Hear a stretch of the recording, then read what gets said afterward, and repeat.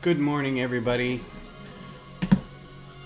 Welcome to Ben's Brick Designs. I'm Ben. Thank you for being here this morning. Nothing new to talk about, really. I'm going to show off a new shirt. This is a shirt I got from Will Heron Designs. Came with a torso, of which I lost the torso. I'm sure it's around here somewhere in a pocket or a bag or something from the convention, but right, so let's get back into it. We were in the midst of our ECTO-1, and as you can see, I've spent a little time since last stream kind of filling it out. I wanted to be able to finish it this stream, so I left us 4 bags.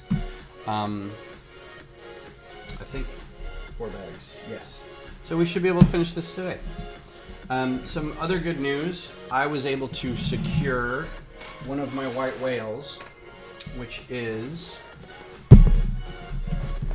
this monster, the UCS B-Wing. I say UCS because it's not, I think it was made without the intent to be a UCS, but it's got a plaque, I'm pretty sure, and yeah, so I mean, it's in the UCS line. It's got the little stand and the plaque and everything. It's not minifig scale. So I'm super happy to have this, and I'll probably be streaming this on July 24th, I think. That's 72-hour day. So if you want to watch that being opened and played with or put together, that's when it'll happen. Also got a little bit of a haul this last weekend from the Lego store. Thanks to AFAL Day. I really wasn't planning on getting anything, but while I was there, I grabbed the Buzz Lightyear, the Lightyear Starfighter. I haven't seen this movie yet. I'm probably going to wait till it comes out on Disney+. Not for any real reason other than I just didn't get a chance to go to the theater for it. I got this, which was one of the few sets that I still wanted, the Queer Eye apartment, that was available for... Hello, Michaela, how are you? Thank you for being here. So I grabbed this, not to part out, even though there's a lot of white profile bricks on here. I really wanted to add this to my Seinfeld/Friends apartment display. I think it'll be a good fit, and I'm excited to build it. Plus, it's got some rad minifigures on here. I think Beth may want to help build this one. She was a big fan of the show. And then, surreptitiously in the parking lot, I picked up from a friend, I got the Jane Goodall gift with purchase, which I wanted originally, but I wasn't able to buy something at the time that it was out. So I'll be excited to either put this together and stick it up with my science stuff over here, or maybe hang on to it and sell it. I don't know. Or donate it to auction. So we'll see. And then a couple parts. Got a couple parts. Got some clouds and some tiles, and we just got gold chain and some letters. You can see the letters in there. So this is a pretty good bucket. I had 2 of these set up for myself last time. You can get the DB cone back. Yeah. And I gave them away as prizes for the game I was running, so I had to go back and get some for myself. So, all right, we're on bag 9. So I hope everybody's having a good Sunday. If you had a late night or fun Saturday, I hope you're recovering. Michaela, I took a picture of what I gave to him so I could just go on Bricklink and buy stuff. Because I'm a sucker for small parts, so I will likely just lump that in with another microfighter purchase. I realize that the mic is like really far away, sorry. And I'll just add that, whatever I gave to him, into that. So I don't mind that at all.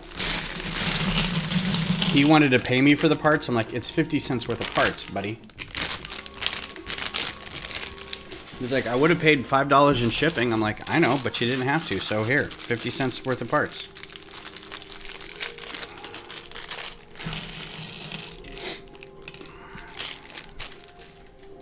I have to sneeze. Hang on. Be right off. Excuse me. All right.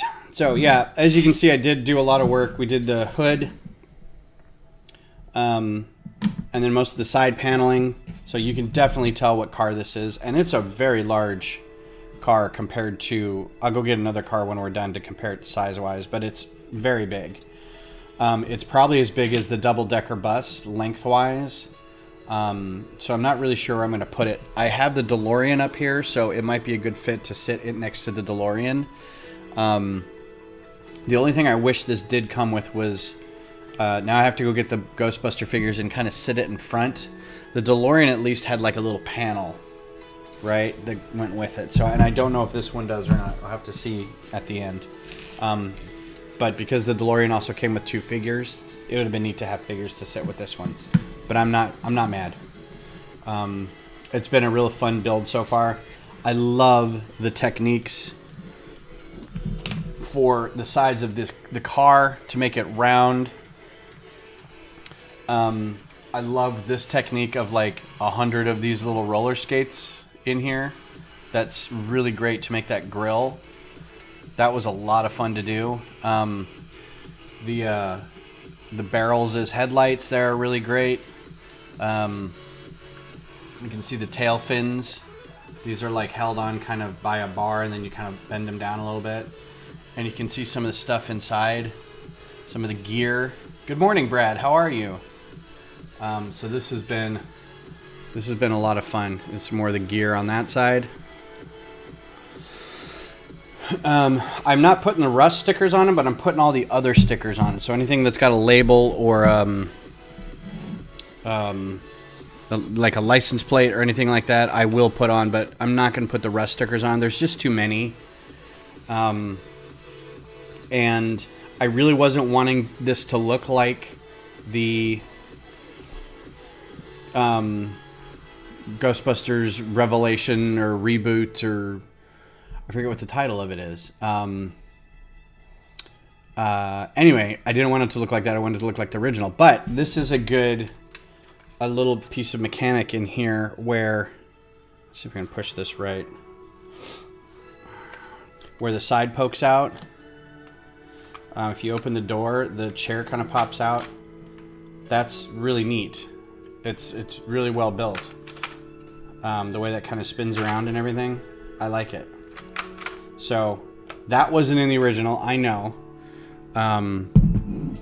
Oh, lighting, that would be great. Like, I wouldn't mind lighting this and the DeLorean and have those for like con displays. That'd be a lot of fun. So anyway, so let's keep building here. So I do want to work on getting some stuff lit. I did a lot of work this morning cleaning up my build area over here so I could start working on the next thing. I have so much to take apart and sort, it's kind of dumb. And I need to spend more time actively doing that rather than just sitting around watching TV or playing video games. So I'm trying. It's a process. It's a process. Because I've got a whole 3 tables worth of sets that need to be taken apart. I've got 50-gallon tubs of Lego to sort. Like 2 of those. I've got boxes and boxes and Tupperware bins full of like stuff to take apart and sort, and it's just, yeah, it's a struggle. It's all the Lego. It's the Lego life. That's what you do with it. Where is that piece? I did not knoll these very well. A lot of sorts. Didn't sleep well last night, so I'm a little out of sorts. I think that goes here. I have to call my mom after this. I had a weird dream where I yelled at my mom, and I feel all kind of sad. But it felt like I was Peter Parker or something, and I was yelling at her about hiding something or going to college. It was weird.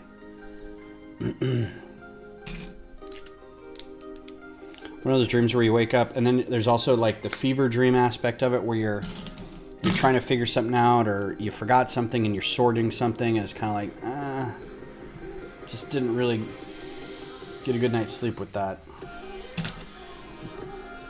Oh, hey, Lumberjack, how's it going? Non-Lego question. What are all the symbols of your tattoos? I know they're Rebel Alliance. You traitor. You must be either a Star Trek fan or an Empire fan. A fan of the Empire. Alright, so we've got Star Trek. Just regular, this is the Federation, or this is Starfleet, right? The Federation is the symbol that looks like the UN, so I got Starfleet. I can't really tell, but this is a soot sprite from Studio Ghibli, 2 movies. This is Macross, Robotech Defense Force, or Macross Defense Force. I was a Macross fan growing up, or a Robotech fan growing up when I was a kid. When Harmony Gold brought us Robotech, I didn't know from Macross or anything at the time, so that's all I really knew. And now they exist kind of like in parallel dimensions. There is a Macross and there is a Robotech, so it's kind of weird. And then X-Men, and then Doctor Who. This is the language of the Time Lords. It's called Circular Gallifreyan, and that's how they write. So this spells who. And this side is Rebel Alliance, Dragon Ball Z, Tron, Classic Space, Lego, and Metroid. So these are all the things that kind of were important to me as a kid and kind of shaped who I am and what the things that I liked growing up. And when my guy gets back in, when my artist gets back in, I'm going to do 2 new ones here and here. My hockey team just won the cup, so I'm going to put a Colorado Avalanche symbol here. And then my favorite band is Flogging Molly, so I'm going to put a Flogging Molly symbol here. And this is just like an A with like a avalanche swoop with a little puck and a circle behind it. And this one is just going to be a 4-leaf clover, and I'm going to try to do 2 little snakes inside it. The detail may be too much for that, so I'm hoping that they can do that. So the idea is just to kind of fill all these up and go around maybe, but I'm running out of round things that I like, so I'm kind of forcing things to be that. I might do Lord of the Rings too, but I like other symbology in the Lord of the Rings that isn't the ring. I feel like the ring is a bit on the nose. I want to do the Leaves of Lorien, but they're not really round. You can probably put them in a circle, but then you're reducing the size of the actual thing, and I think it would lose a little something. They are fancy Boy Scout badges. Somebody actually, who was I talking to yesterday? A friend of mine is like, you should like get a tattoo on your chest that's like a sash, and then you can just start putting stuff. And I'm like, it's not a bad idea. The original design I had was to go on my arm here, and it was just like a piece of metal, like a robot arm or something like that, and then inside each of them was like a placard of one of these, right? So it was like pogs, like you could just kind of add things to it. Ooh, Sauron's eye, that's pretty good. I think Sauron's eye is a great idea. I'd be worried that at that just black and white it would look a little weird, but I'm pretty sure I could find something like that. That'd be really cool. I was trying to figure out how to do like the white tree of Escallion. Forget how to say that. Is it the? But that would be better like back tattoo, like a big kind of thing. There's a lot of symbology you can do in that. So we'll see, but it won't be for a little bit. My guy's on a motorcycle ride with another artist in this studio, doing cross-country motorcycle rides. Yuru Dragon Ball 1, I thought might have been part of the Tennessee flag. That's funny. I don't even know what the Tennessee flag looks like. Now I'm going to have to look it up.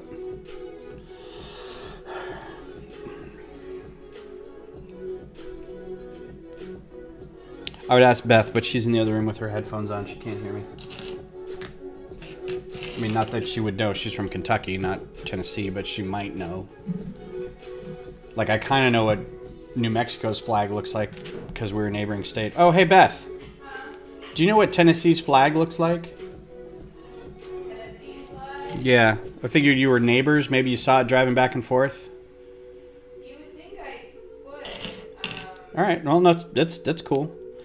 Somebody mentioned that the Dragon Ball looked like it was part of the Tennessee flag. Tennessee flag kind of looks like a... Well, let's look it up. Yeah. Kind of looks like it's got some, maybe not so great connotations with it. Oh, yeah. This one? Yeah, look. Yeah. Yeah, it feels That's all right. I can get what he's saying, though, because it does look like my Dragon Ball tattoo. It's got a little 3-star Dragon Ball in it. So, if that's an indication of... but I don't know if that's... I mean, that looks like early U.S. flag kind of thing. Yeah, that's probably what it is. But what are the 3 stars, then? Because it's its own state. It'd be like the Lone Star state of Texas. You got 1 star because it's 1 state. So what are the 3 stars? What are the 3 stars?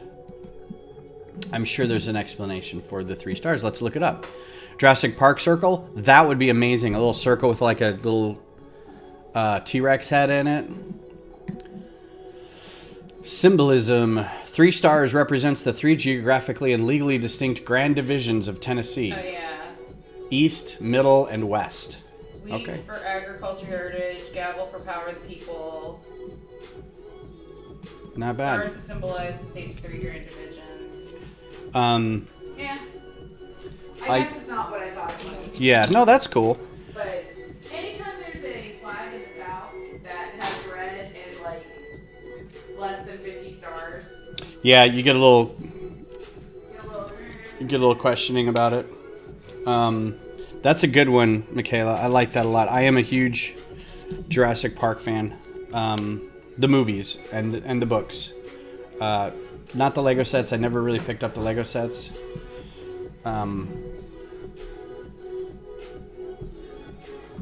Oh, and this door. Okay, so this goes in here.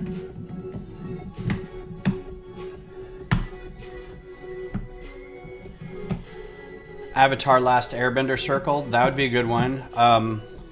Or I could just get a circle with an arrow, like his head. Oh, maybe just his head, like this with 2 little eyes, and then the arrow coming down. I'm gonna have to design that one myself. That's a good one, cause yeah, that's so good. If you haven't watched Avatar: The Last Airbender, do yourself a huge favor and rectify that. I will allow you to leave this stream and go find something that is... What the heck? Oh. That is streaming that right now and fix that mistake.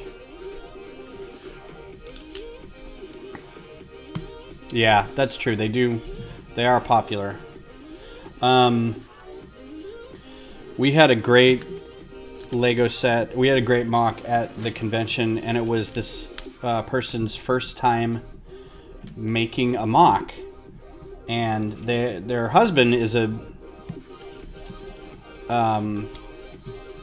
has been around for a while, and he's kind of a big name in the group of like the mirror group of ours in Houston.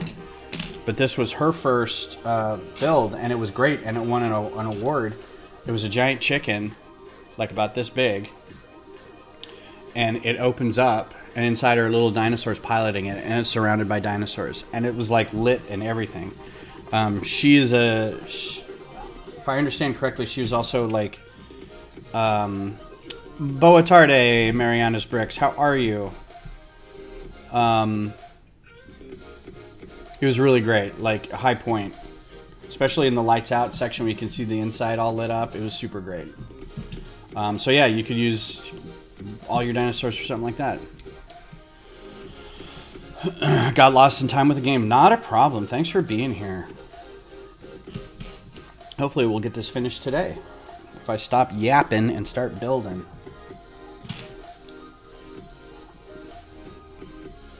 Yeah, it was so good. Hers, and then almost everything that Ian Summers did was just... Like, I would have voted for everything of his.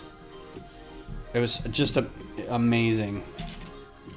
I know he's won previously, and he does the same things. He brings the same things back a lot, but totally worth it. Like that little bowl of cereal that was over on the far left. Oh, just amazing. I keep asking everybody. Like, I had family go through for a couple days, and I'm like, "Did you see the bowl of cereal?" And they're like, "What?" I'm like, "Come on." Dino Riders. That's amazing. I still want to do... I need to figure out how to do this, because now I'm on a kick. Now I'm on a... Every time a convention's done, you get on this kick of like, okay, what can I build next? I saw so many great things. And I still want to do that Centurions build. I don't know that it would be a big hit really at a convention. I would have a lot of people probably looking at it going, what? But I just need to figure out how to do... Because I think I can do it with the buildable figures. Yeah, the toenails. So good. I can use buildable figures, which means I got to find some buildable figures.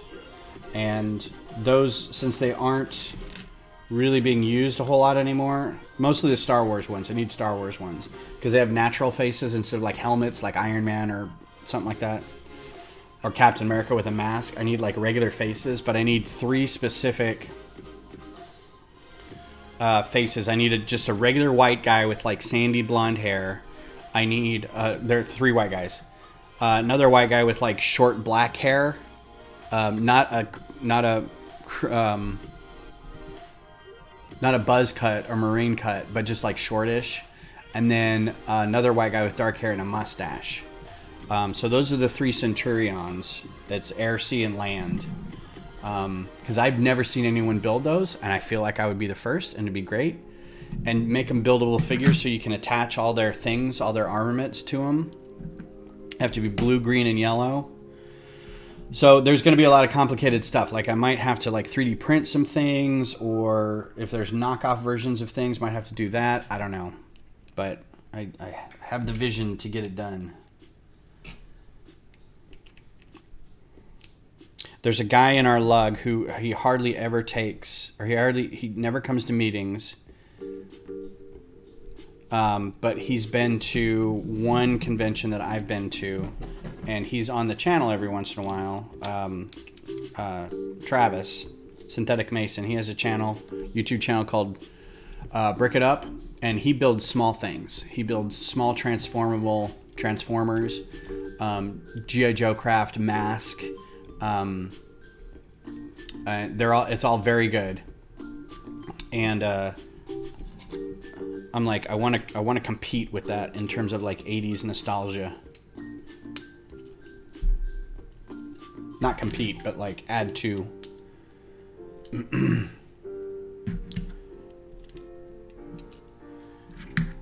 Brickable, you can search Dino Riders for Dino Max. Cool.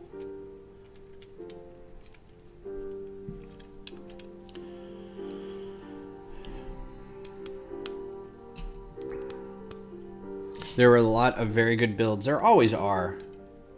Especially the stuff you see where you're like, I could do that. Why haven't I done that before? Not to knock the Dr. Johansson's giant David Bowie mosaic, which was super impressive.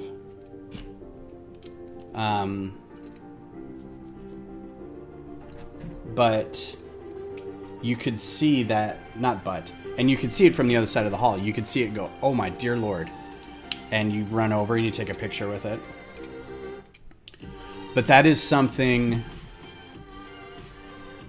you can do. There's software that allows you to make a mosaic out of any picture, right? The studio does that. It's just a matter of figuring out, and this is no small feat, of figuring out how to get it to a certain size, how to make it so you can travel with it, how to make it stable. Those are the hard parts. The making of the actual mosaic is easy, comparatively, I would think.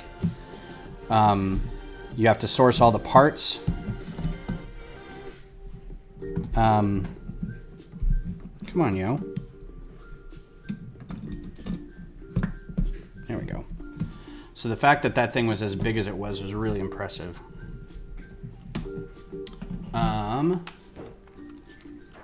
Can't tell if you are all the way in there, sir. Sir. It's a bit of a gap there.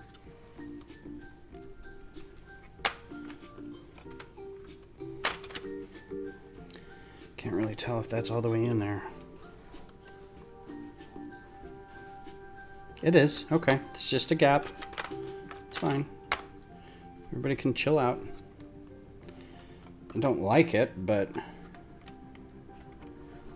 like I feel I missed a instruction somewhere, there being a gap right there. I'm not really happy about that. I don't know. Yeah, Mask was one of my favorites, and he does, like, seriously, look up his channel. He does, and they're like this big, right? Sometimes he puts a figure on them, sometimes he doesn't. The Transformers he's got are all very small too, and he's like, here it is. Here's how you build it. Here's how it transforms. It's all very cool stuff.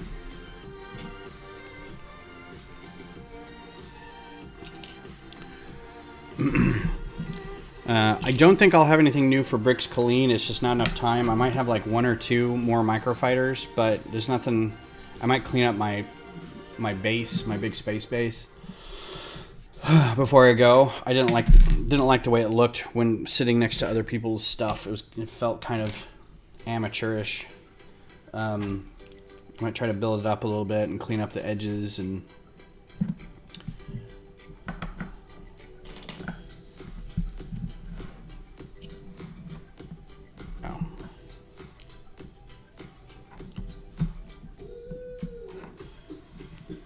Woo!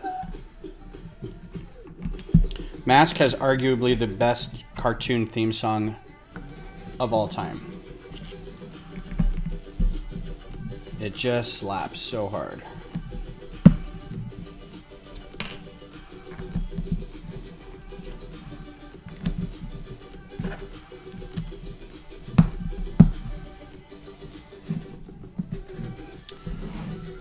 This is a very unique way to do this. So instead of like brick building out the door, right? Instead of just making this thicker, they've built this section to clip into it.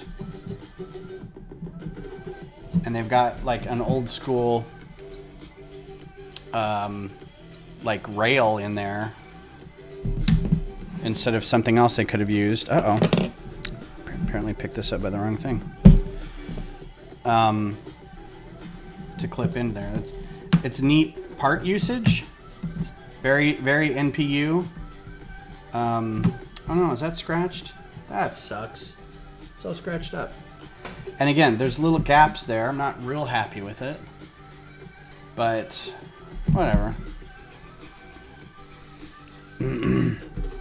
Can't be like airtight all the time. Yeah, I don't know if you saw earlier. So if the 24-hour stream, the 24-hour. Start again, shall we? Have a sip of coffee and slow down. The 72-hour community Lego stream is coming up this July 24th. Stay tuned. Make sure to subscribe to your favorite Lego streamers. Yeah, so July 24th is when I'm streaming. It'll be, I think it starts technically on the like the evening of the 21st, whatever that Thursday is. And then it'll go Friday, Saturday, Sunday. And I'm in my Sunday slot. I'm also an hour later than I normally would be, so it's starting at 11. But I'll be doing this guy. This will be the big thing. I'm not doing trivia. I'm not going to hang out with a bunch of people. I'm just going to be doing this by myself. So come hang out. Watch me break open a set that goes for $600 and no regard for its worth because it's a thing that needs to be built. So now that I have that, I have 66% of Alphabet Squadron, and next will be a Y-wing and then a U-wing. I'm just loving the... I just cannot wrap my head around how they are able to get some of these smooth...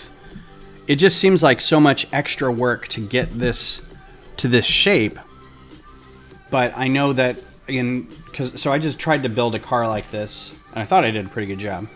It was another Back to the Future vehicle, and I thought I was doing really well with it, but I just couldn't figure out some of the parts and where to put them. And it just makes me really appreciate some of the methods to get the roundness of the doors, the roundness of the front ends where the hoods meet the headlights, all this kind of stuff. It's just so creative. It's really good. I think the build techniques in these cars is probably some of the best, just to be able to get the shapes they want. I'm very impressed with some of the build techniques Lego's been doing lately. So 3. I feel like I'm slowing down on the building.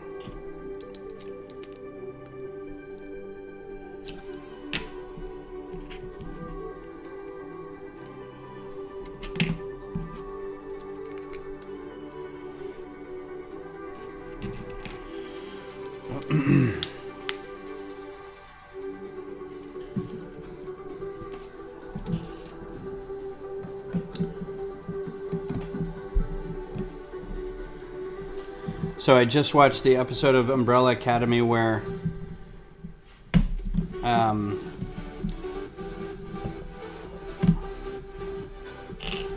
Vanya becomes Victor, played by Elliot Page, and I feel like they did a really good job with that transition. Probably better than most anything I've seen. So, it was really good. Yeah, this does not close real well. I feel like it's bumping into something. I'm really enjoying that show. But yeah, I think I'm only on episode 2 or 3. Stickers for a big windshield.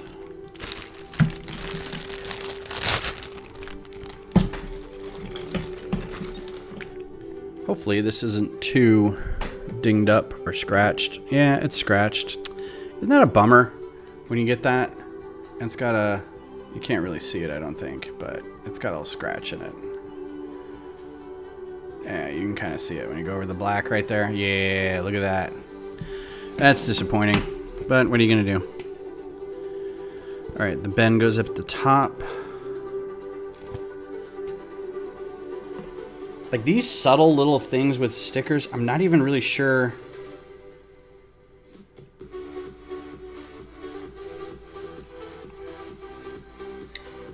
You didn't do that right at all. So I don't want to get my fingerprints all over it. I'm not a fan of these clear stickers because my fingerprints will get all over them. And then it looks like garbage because all you see is fingerprints. But I see more of the fingerprint than the sticker in that. Can't really tell what's going on there. That's so subtle. Like, I'm not even really sure what the need for that is.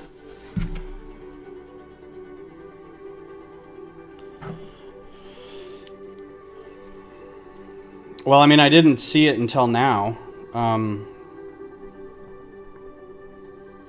honestly, I'm going to be the only one who notices it. Like, I can show it off to a bunch of people and they'll be like, what scratch? And I'm like, it's right there. I'm like, oh, okay. Okay, so this goes on now. Like a so.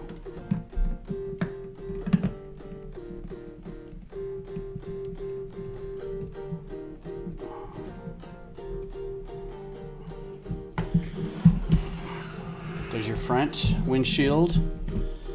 Super sexy. Should have gone to my workshop, Ben. No, I think you did a good job, and I didn't. I'm sorry. I kind of wanted to see what it was all about. I have a feeling it was more,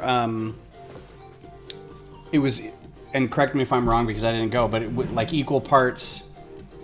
Here's how to correctly like apply, remove, deal with old stickers, stuff like that. But also, here's the things you can do with your stickers. You know, they should be not seen as like a thing you just discard and throw away, but look at what you can do with them as well. Like pro sticker. There was a lot in the con that I ended up not doing that I wanted to do just because I felt like I was constantly running around with my hair on fire trying to fix stuff or make sure things were handled properly. My workshop was fine. It was short because the room was locked when we got there, and so we had to wait for somebody to come and unlock the room.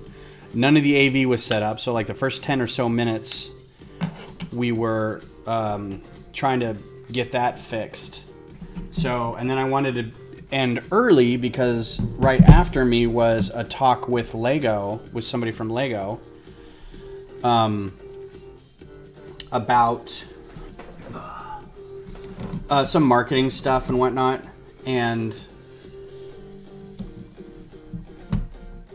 oh, that's sneaky. So these are going in on hinges down in this little hole right here, but you kind of have to put it in like this because there's clips in the way on either side of these and they have to go underneath the window. So it's pretty cool. So then right after my section was done, I had to get a Zoom call ready, and we had given them the wrong time and they didn't have the link, and we weren't sure if they were getting to the AV, and we didn't have a sound cable set up, so I had to like have a microphone on my laptop so people could hear the rep, the Lego person. So I was able to do maybe a half hour of what I thought was going to be an hour long thing. So I was just rushing through it. I kind of would want to do another one. And I also honestly need to brush up on some of the tools in the software as well. I'm kind of hoping to hear back from them. Like I left them, they asked for my contact info because they were having somebody leave their organization and they were looking for somebody to replace them or something. I was like, and they're like, you know how to talk and make streams and videos and you work with the software? I'm like, yes. But again, I don't want to like, I'm like, I just wrote down my name on a contact sheet for him, so we'll see what happens. But the talk was good. It was funny. There's Michaela, Justin was sitting in the audience, and every time I did a tip, I'm like, and remember, you can also kind of do whatever it is. And I can hear him go, I'm like, that's perfect. That's what I needed to hear. You know, somebody who's like, I'd never thought to do that, or I didn't know that tool was available. That's kind of what the whole idea was. Get more people to use it. Same with the stickers. Kind of demystify the fact that it's not impossible to use. It's a very simple tool. So it was good. Again, very short. I wish I had a little more time, but that's okay. Hey, Glenn, what's going on?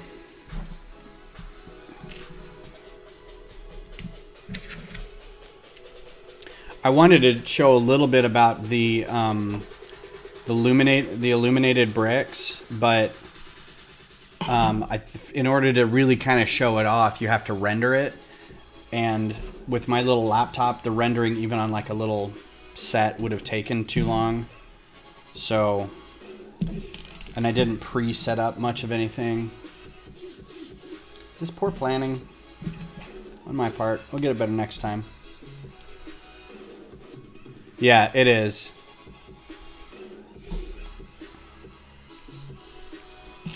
You're like, yay, somebody learned. Perfect.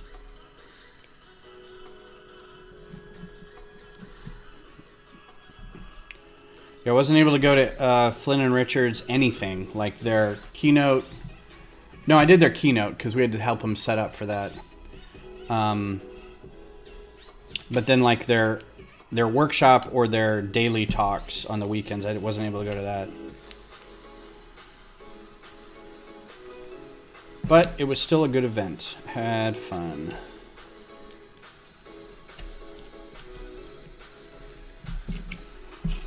And my feet hurt so bad afterwards. But now I got to get ready for Brickable, which is in 2 months. And I actually will be staying up in the hotel. So that'll be interesting. It'll be the first time.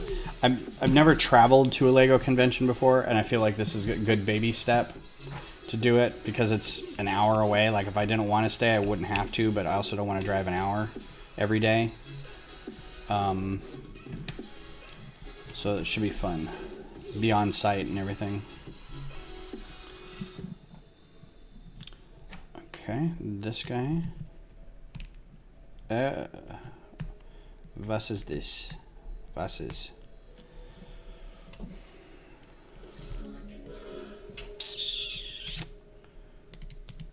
Yeah, we were all walking around like Jake afterwards. That is very true. Stumpy little feet because everything hurt, and we're all just kind of bleary-eyed. And September 17th and 18th. I will be there on the 16th because the load-in day is the 16th. So I'll be there a little early.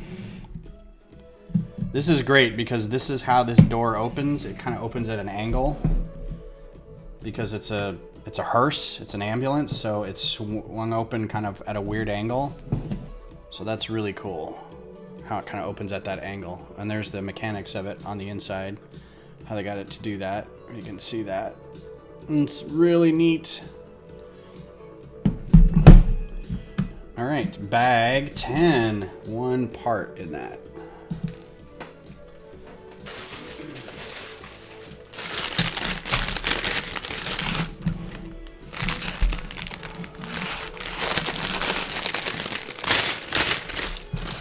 Brickable should be fun because I think it's a little more insular, like it's not going to be as spread out.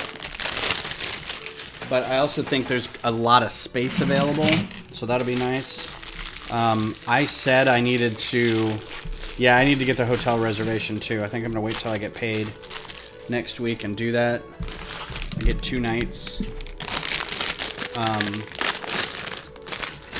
I've already registered for a mock, and I said I needed 2 tables, but I also know that mine don't take up 2 full tables, so I'm just going to bring the ones I have, and then I'll probably end up bringing a couple other ones. Like I think I've got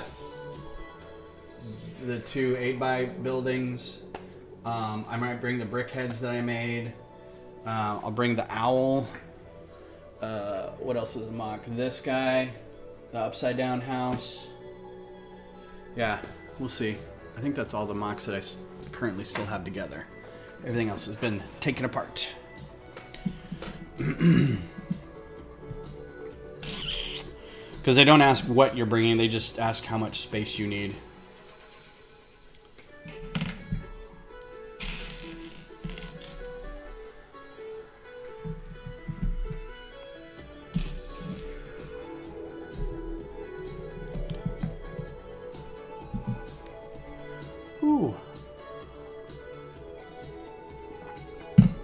Something's going on with the pressure or something today. I'm hoping the heat in Austin is getting really bad. And we're just sitting under this high pressure thing. And I can kind of feel it in my head now. I wasn't able to before, but usually I get the opposite. Everyone complains about feeling the high pressure and their headaches and stuff, but I usually don't feel it until the pressure changes, and then I get a bad headache. Like if it's really warm for a while, then it's suddenly you get a rainstorm. Then it's like after the rainstorm hits, it's like right after that. It's like that's when my head starts hurting. So this is really weird. I know we're not going to get any rain, so I don't know what's going on. Just hot.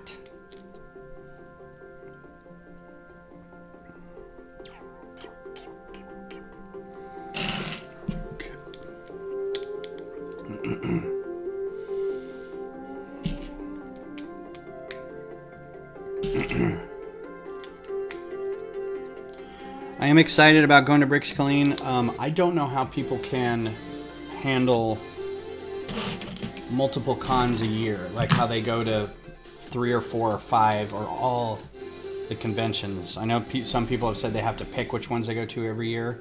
I'm like, I could go to one outside of Texas. I don't know how you're able to do more than that.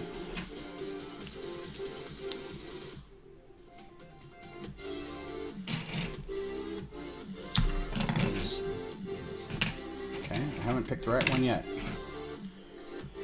Oh, they're over here.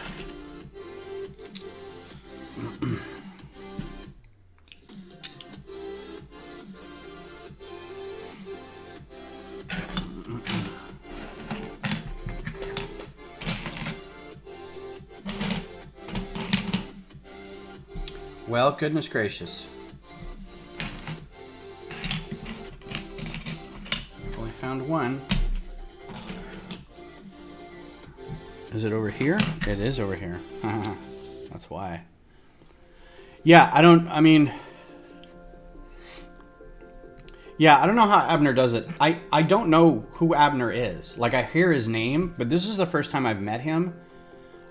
I don't know what he is, who he is, what he does. If he's like some rep or something from somewhere, or if he's just been around a long time, or if he used to work for Lego and doesn't, or I'm like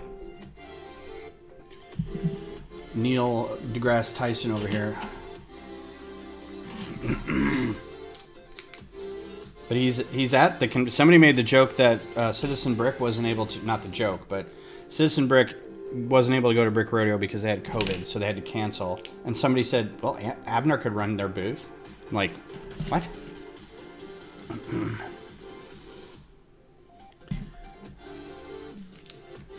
Yeah, I think all the displays obviously come from locals or people who are willing to ship large amounts of their stuff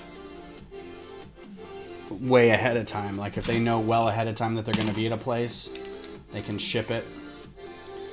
I wouldn't trust it, but I know that's happened.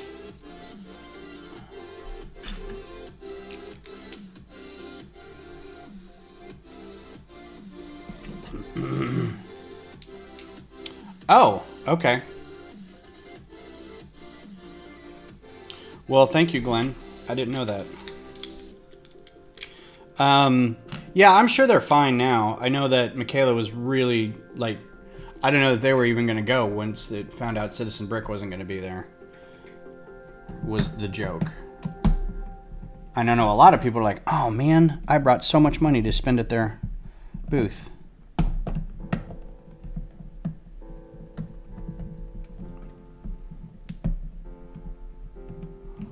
Live, and it says reconnected. So I'm going to sit here a hot second while it figures itself out. You guys let me know if you can still see and hear me. It still says I'm going. Did I drop?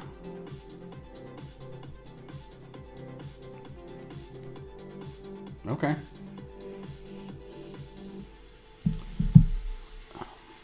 My internet has been a little dodgy lately. Like, we've gone years without it having a problem, and then in the last, like, we had a power outage.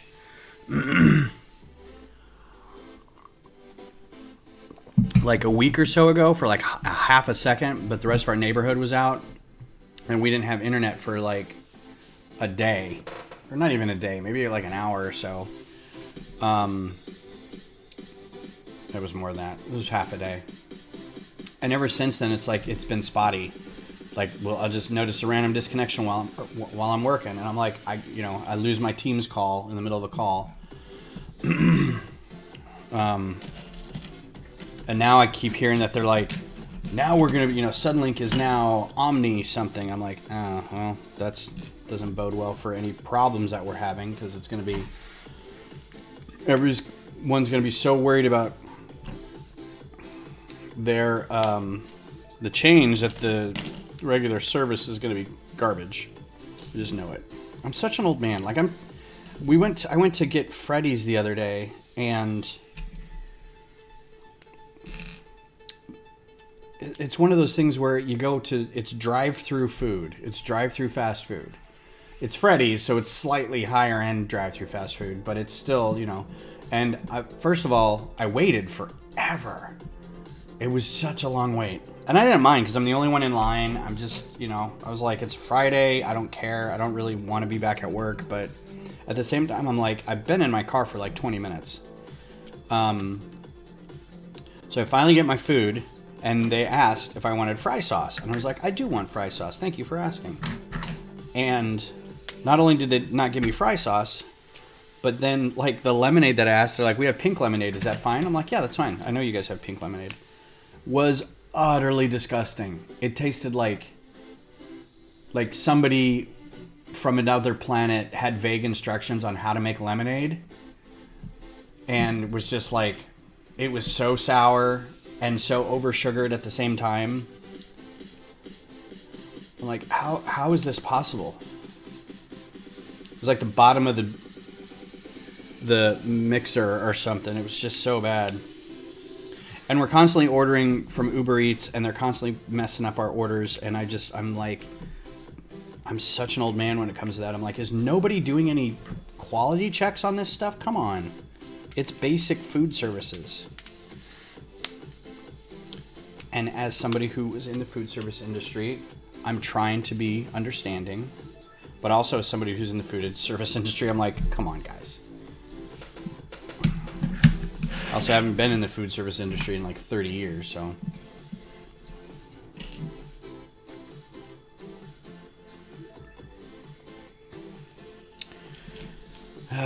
Apropos of nothing.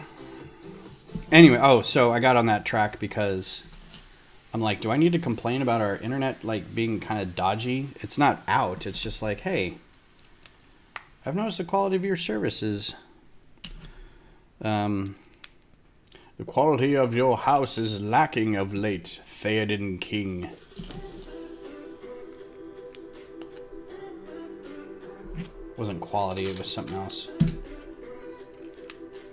Hospitality of your house has been lacking of late, Theoden King.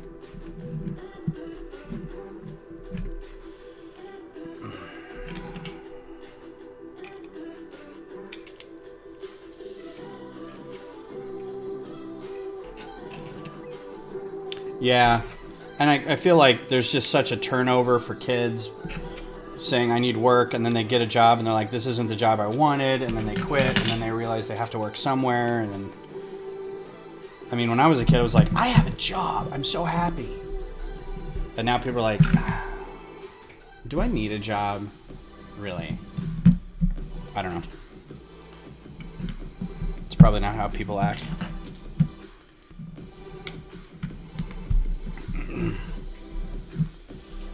Yeah, even the gig economy stuff with like Uber Eats, it's not really the Uber Eats driver's fault that your order is bad, because you put in the order and it goes to the restaurant and then you get it and it's wrong. That's not the driver's fault. So I never blame the driver unless they drop off the wrong food, then it's the driver's fault.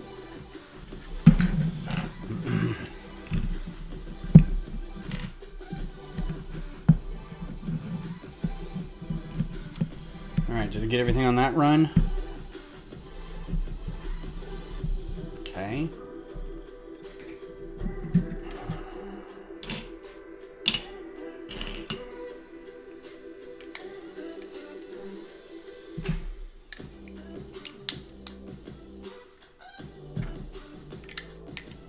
Oh, I don't like that. I don't like there being a seam right there.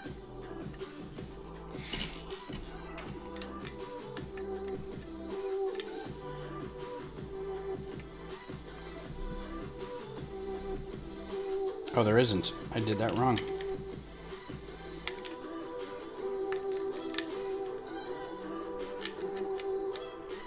Yeah, they don't even look at the... They just grab it or go through a drive-through or something. They just pick it up.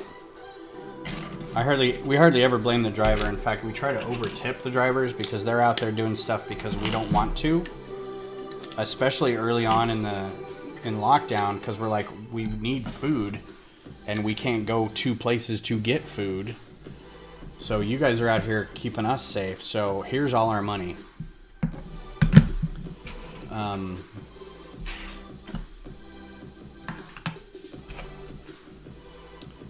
Oh, you're kidding me. Oh, you're kidding me. Why did nobody tell me about this? This magic. Oh, I've got so many things I want to do now. It's gross inside because it's got that extra little thing inside, but wow. Did not know about that.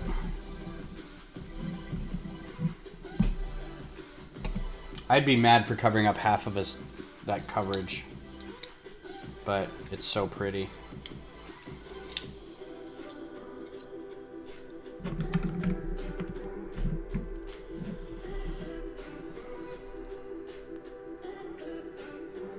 Because I didn't know, you didn't know. And more rust I'm not putting on this thing. And again, the rust isn't because I don't want... Because this is going to be a display thing. I would totally put stickers on a display thing. Don't get me wrong.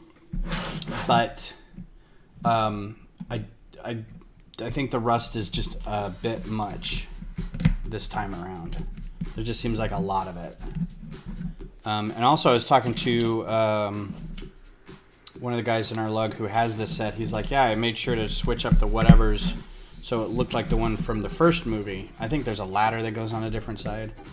Something. I'm going to build as is, and then I'll go back and...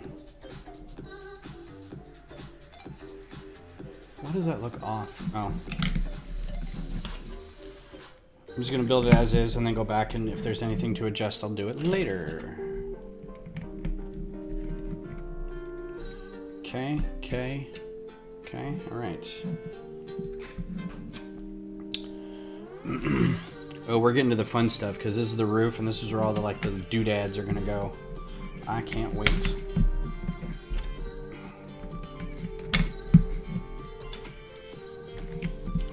So here's a question for you people who go to conventions. If you bought a store set and then you bought a external third-party lighting kit that lit that model, would you take that to a convention and display it?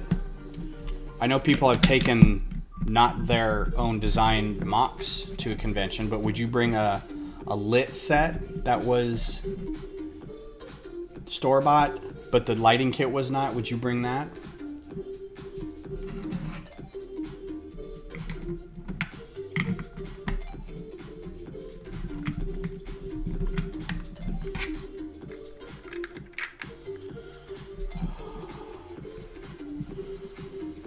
Oh, yeah, that's right. That just sits in there. Oh, that's going to make me twitch for a little bit.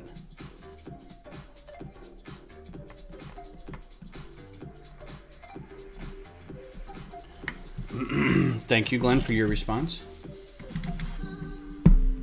Now, if you had developed that lighting kit on your own, would you do it? Like, you didn't buy that kit, but you know enough about electronics where you programmed something and it was for an existing model, would you bring it then? I'm not looking to mock shame anybody. I'm just curious what con etiquette is about.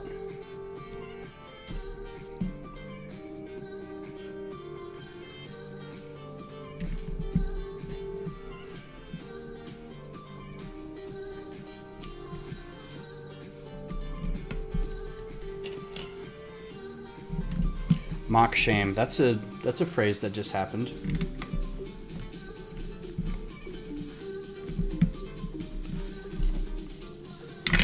Yeah. Yeah, I don't know.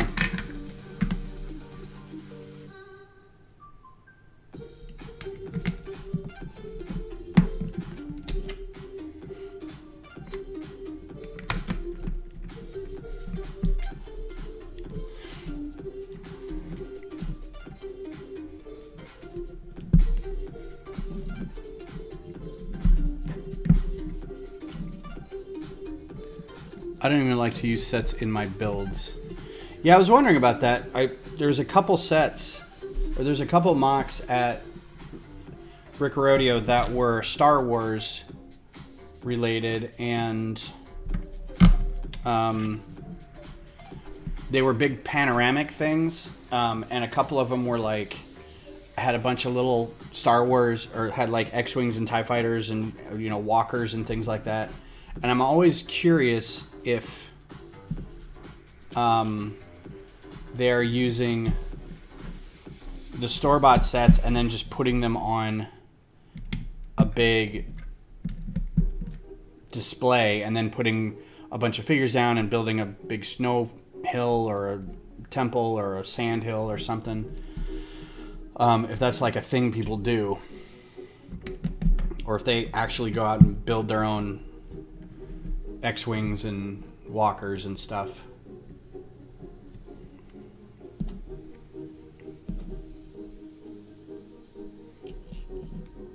Single ships I can see, like the couple that were over there, the single ships of like the Stinger Mantis, the MTT, those were amazing.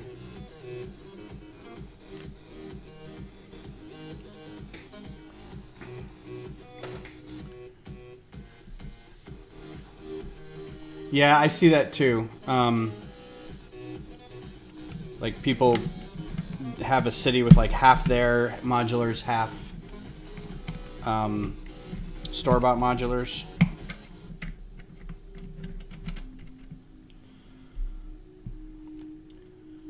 Okay. Flip.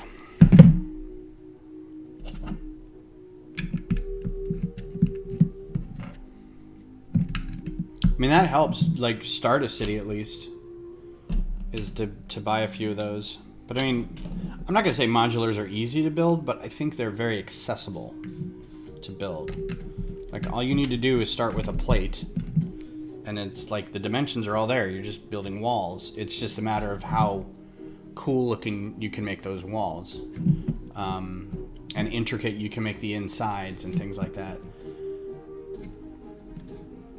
Oh, whoops.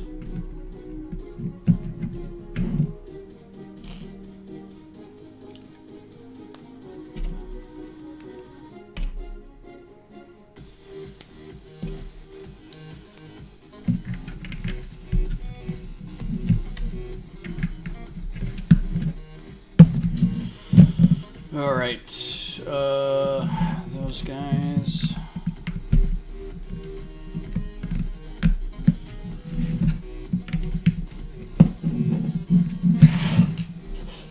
Those are going to be extra. These are not.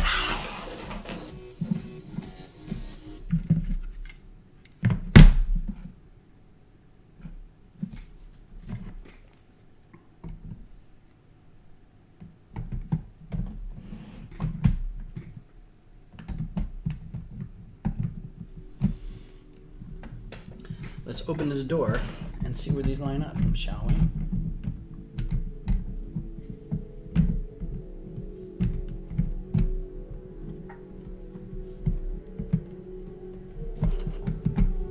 I feel like these need to go down in there.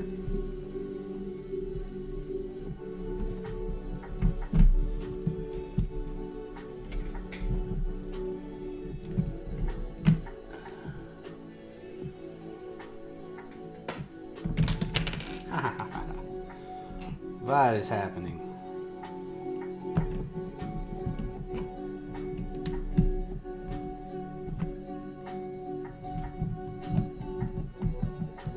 Yeah, this just goes, yeah, just put it on there.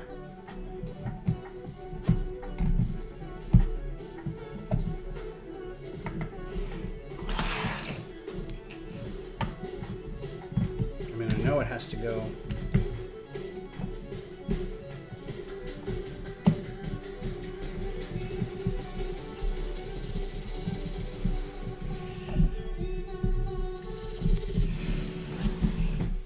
What I should do with some of these sets is like always find a YouTube channel where they're like, here is the pitfalls of this set. Be ready for this thing to happen.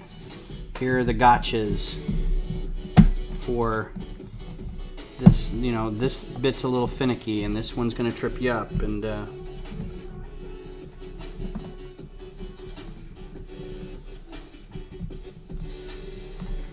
because this isn't lining up at all. And I don't want to pull this whole roof apart to get it to go down, but I'm pulling this whole roof apart to get it to go down. Okay. And again, there's a little bit here that doesn't quite line up right. It feels twisted. So you get a big frame like this, you can see it wiggle right in the middle there. There's like something that's not, like underneath it, not holding it together real well. Because as soon as you pick it up, you can see it split apart right there, that seam. So don't pick it up like that, I hear you say. But when it settles, you know, this is like a SR-71. Hey, Sai, how's it going? Thanks for being here. It's like an SR-71. It falls. It's a crate when it's on the ground. It leaks fuel and it groans and shudders. But when it gets to Mach 1, everything fits into place and everything seals up and you're all good. All right, so that fits on there. These two guys not putting rust on.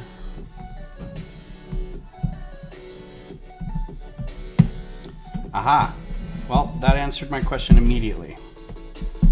These guys are going to be on here to hold that together. I don't think that was their design. I think it was more of a shape thing, but that definitely does help.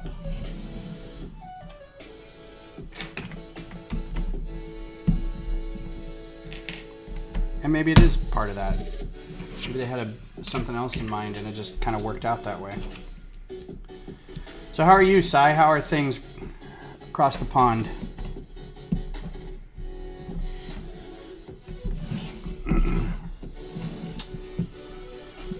Bag 11. So here's what we got so far, in case you want to drop off.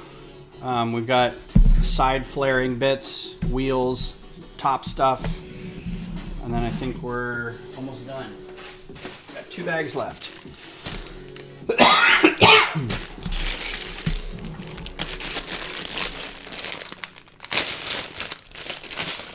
I am not too bad.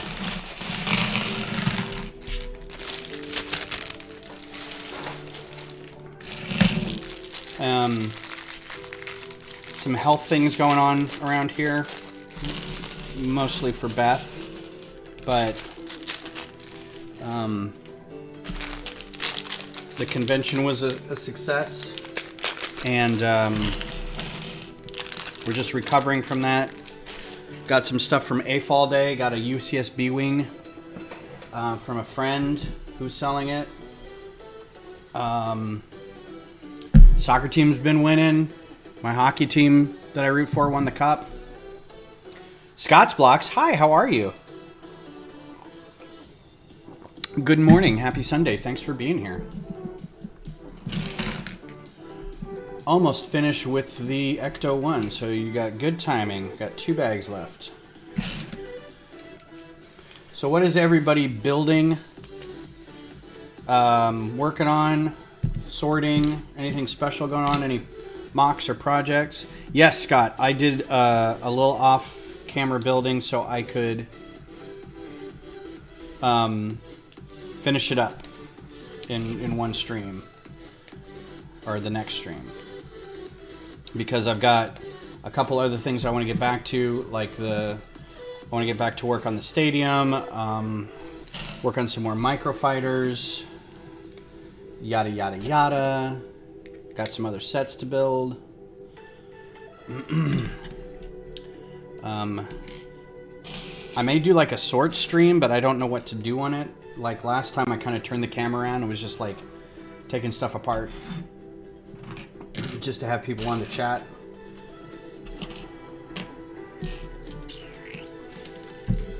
Oh, did you see that? Cat-like reflexes.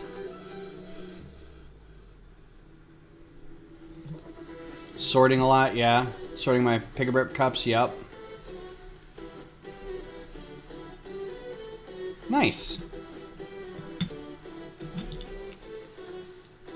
Take care, Brad. Thanks for being here, as always. Good to see you. I will probably be back on Twitch on Tuesday, and we'll do some studio stuff.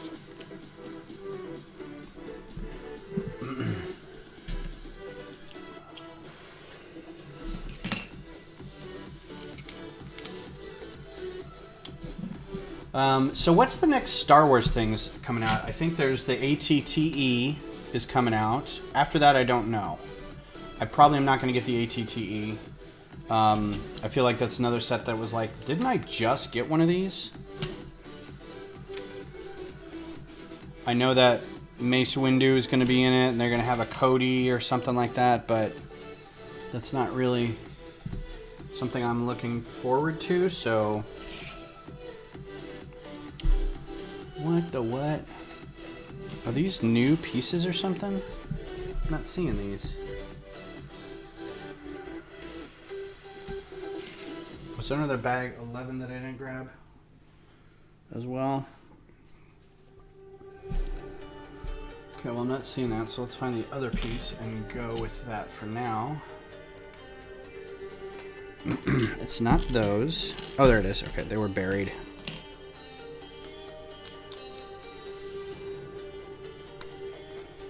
There should be one more. There it is. It's buried again.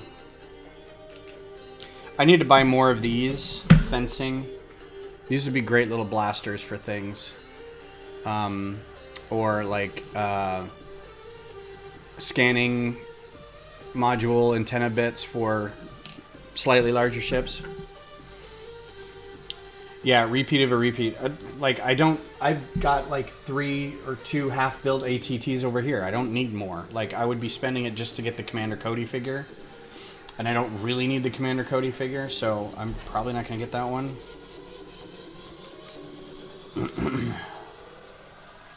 But are you getting it? Who's getting that? Who's going to get that one?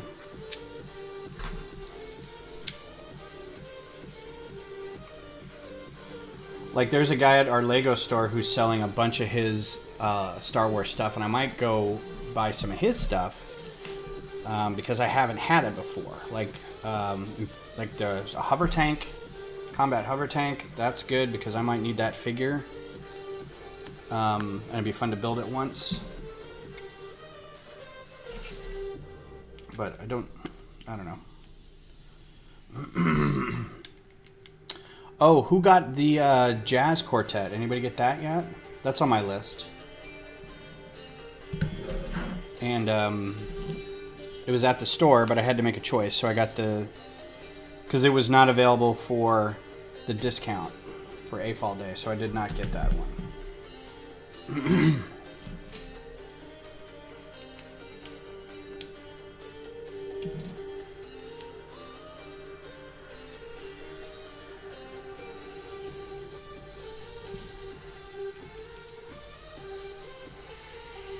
It looks super cool. I'm excited to build it.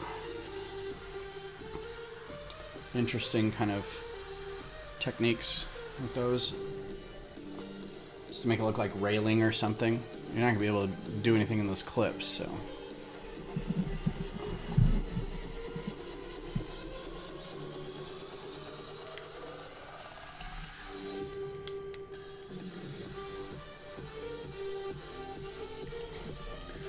I only buy Star Wars sets that really get my attention. I have Han Solo and Carbonite, Luke in the medical bay, and yes, one of the land speeders.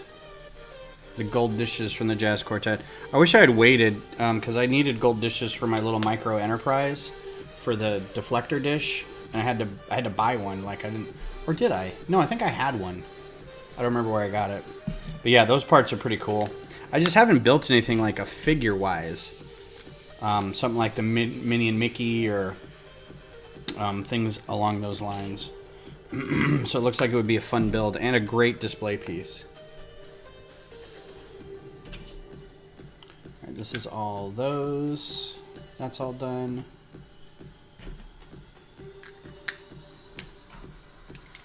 Don't realize how big this thing on top of the car is. You think you get to the roof and you're like, we're almost done. And then you forget like it's this contraption up there to hold all their ghost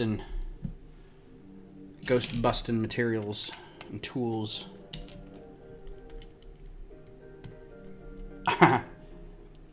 So, does that mean you like it more or less because you live in New Orleans?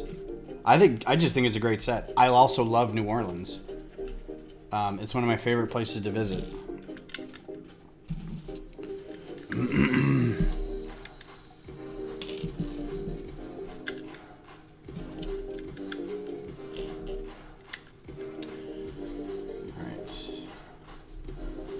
Done. Moving on. Ooh, big green tube of stuff. Alright. Thing 1. Sticker. 12. Alright, so this should be the proper way to do a sticker. You're supposed to not get your fingerprints underneath it at all. You're supposed to be able to like bend the corner up and get your either a box cutter or your brick separator under there. Right? And then pull it off so you don't get a fingerprint under there. Because especially these clear ones, the fingerprints show up really easily. So, and then once it's on, it's really easy to kind of put it in place because your big old fat fingers aren't in the way. So that works out really nice. That's the ideal way to do it. And then I do have a nice box cutter, just a little X-Acto knife, and if you ever need to take them off, you very carefully kind of go at it on a corner and then just kind of pinch it with your thumb and pull. It's still going to stretch one of those sides a bit, and there's a danger of scratching the brick, but it's better than like picking at it or just scraping at it, especially the newer stickers. The older stickers, you just do what you can. This is stuff you would have learned in Michaela's workshop had you come to Brick Rodeo. So next year in Houston,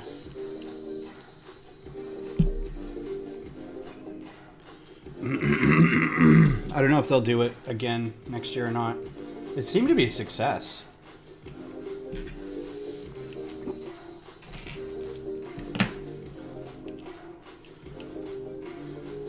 I know people who display a lot and photo a lot try to keep their bricks as clean as possible, like don't touch the top of tiles and things like that.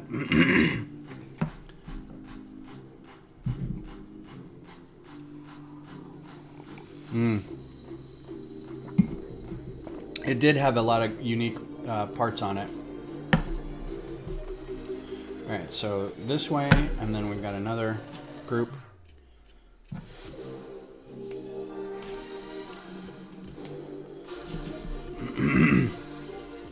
So I've been watching, or I've been a fan of the other microfighter builder, the Trending Brick, and they, I don't know what it is, do fantastic, oh, this is actually being used, okay, photography for their builds. And it comes in large parts from having very clean new brick, and because you're so small, the material is so small, and you're so zoomed in on it, and it's so brightly lit, that you see like every little thing. And it's something I don't see until I'm in there brightly lit doing photos of it, that I even noticed a different brick color, and I'm like, oh god, I gotta trade that out. It's usually grays, so I want to do I still think the light gray Amnesty Day thing should happen with Lego, where you're like, I've got all this light gray, can I have some light blue gray instead? Can I trade? I know some people like the old light gray, and that's fine. But I don't like a mix. Like, if all I had was light gray, fine. But I don't want to mix them unless maybe I'm doing a castle or something. And then you kind of want to mix because you want it to look like real stone.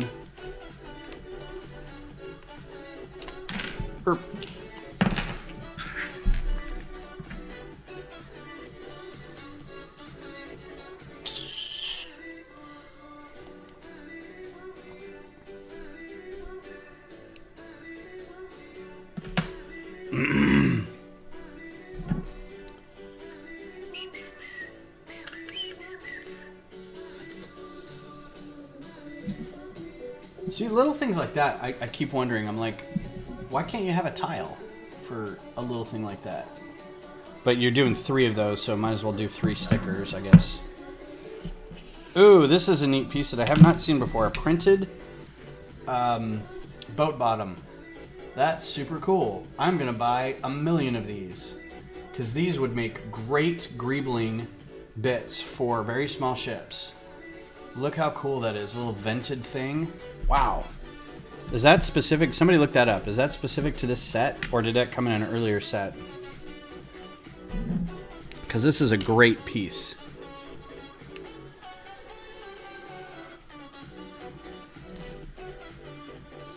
Like, I'm super excited about that piece. And I'm never going to remember it either. Like, I'm going to need it for something, and I'm never going to remember it. Yeah, the way it's being used right here, I have a feeling, like a speaker, I have a feeling it's going to be used in other places, too.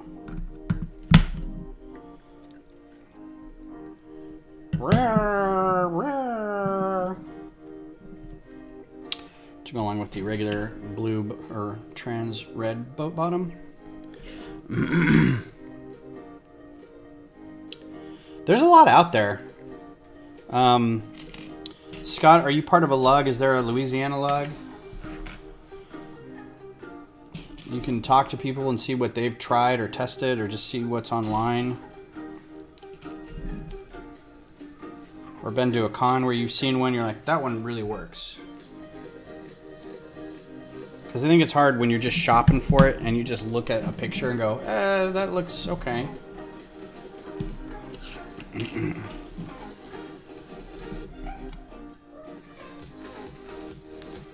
Sounds like somebody needs to start one.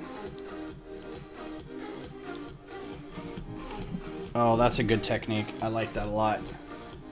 That's really cool. Have to remember that for later.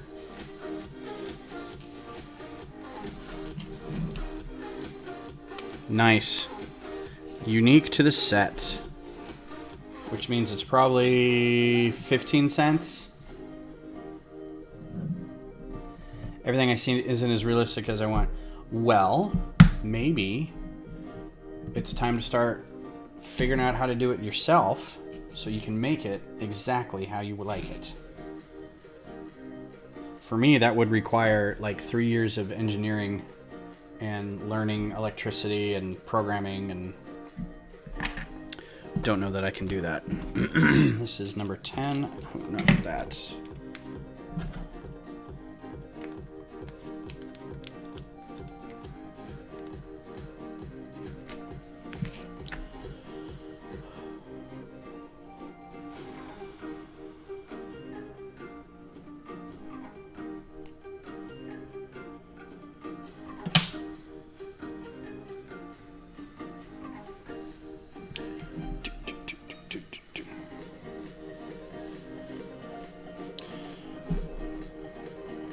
There is something to be said for like it being in a larger scale. Like if you're trying to recreate it exactly how it looks, the original prop master was probably kit bashing from something else, and they had to get it. They just had to get it to look a certain way on camera, and so there's probably not much out of the box technology that made it work originally. So people trying to recreate it are trying to recreate something that was kind of a an ad hoc thing to begin with. So I feel like you do the best you can with what you got. Okay, this goes. Where does that go? It goes on that seam. Okay. Do I have a supremacy in the works? What's the supremacy? Is that Snoke's ship?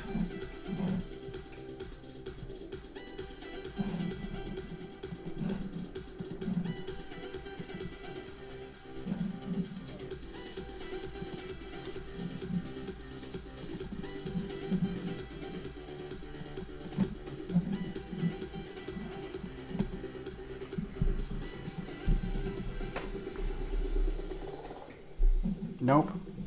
That wasn't what I wanted at all.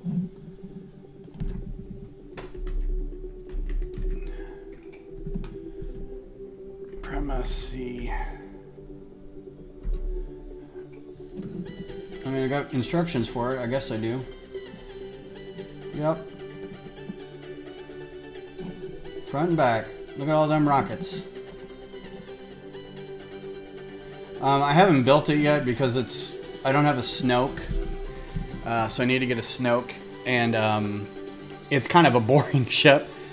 The bigger a ship gets, the more boring it is to build at a micro scale. The smaller ship is, there's a sweet spot where it's like, it's very cool to look at it as a smaller ship because you can still get some of the details on it.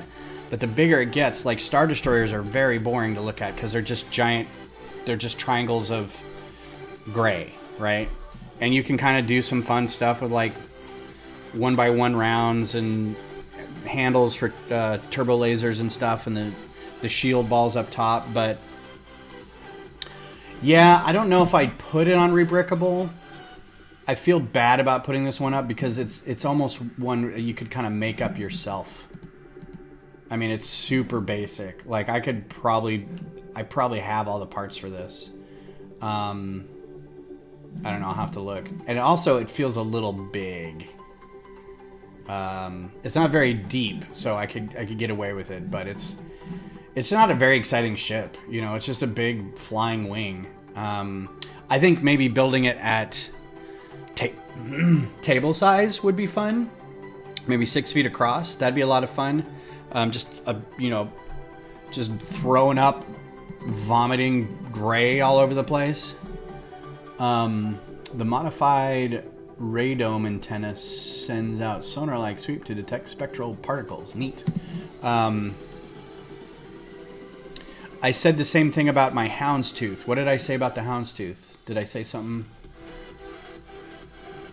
How am I supposed to flip this over? It's got stuff on top. Come on, man. Oh man, you're doing me dirty with this, Lego. Let's put it on its side.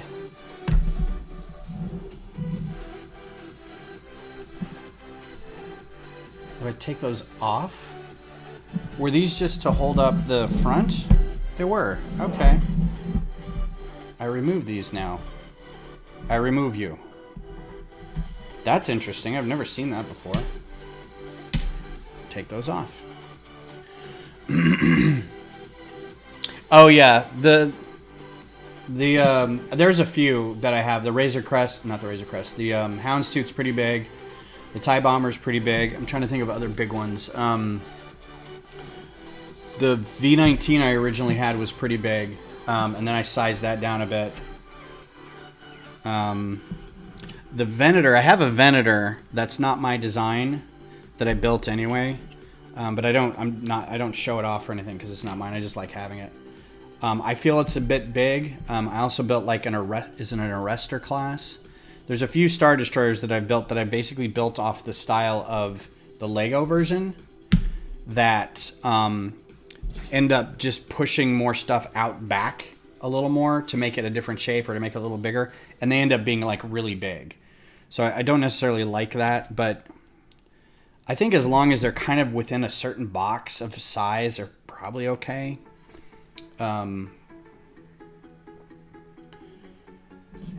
But yeah, that's one that is kind of doofy. It's just so big. But, you know, I'll build it anyway as soon as I get a Snoke figure. Yeah, gray Doritos, that's pretty much it. There's a joke. Oh, I do two of these. So I'm gonna flip this back over. Oh, I see, because we needed these for these tanks. Tricksy little Lego. Except I don't have. Oh, that's just a square. Okay. So there is a ship designer named E.C. Henry that does a lot of fan-made starships. And a long time ago, I would say about, not a long time ago, 6 years, something like that, he made a TIE fighter that had triangular wings and he was, you know, just a fan thing. He was like, this is a new First Order TIE fighter, or an evolution of the TIE fighter, and we'll call it the TIE Vector. And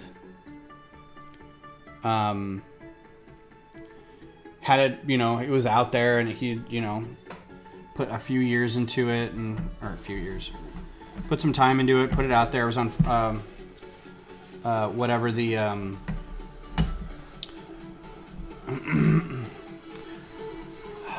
there's a place where you can put fan art that's been rendered, and there's a lot of Star Wars stuff and space stuff.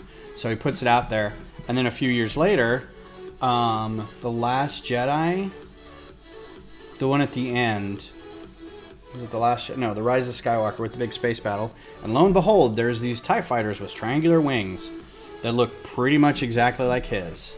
And so there was a, you know, I think he tried to sue him, or he tried to like talk to him and get credit for it or something, but I'm missing a whole big axle.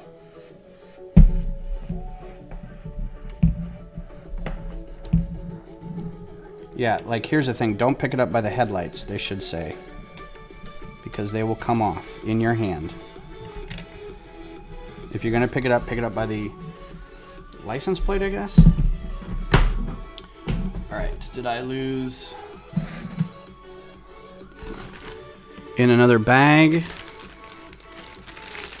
I don't have another. Yeah, I don't have that big one. So hang on a sec. This was 11. Yep. Shoo! Almost lost that. Go away.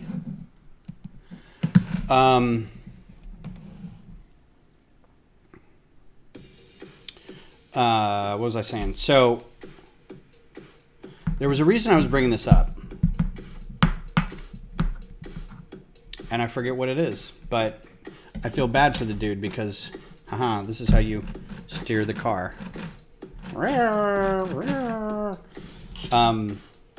Anyway, Spaceship Designs, blah blah blah.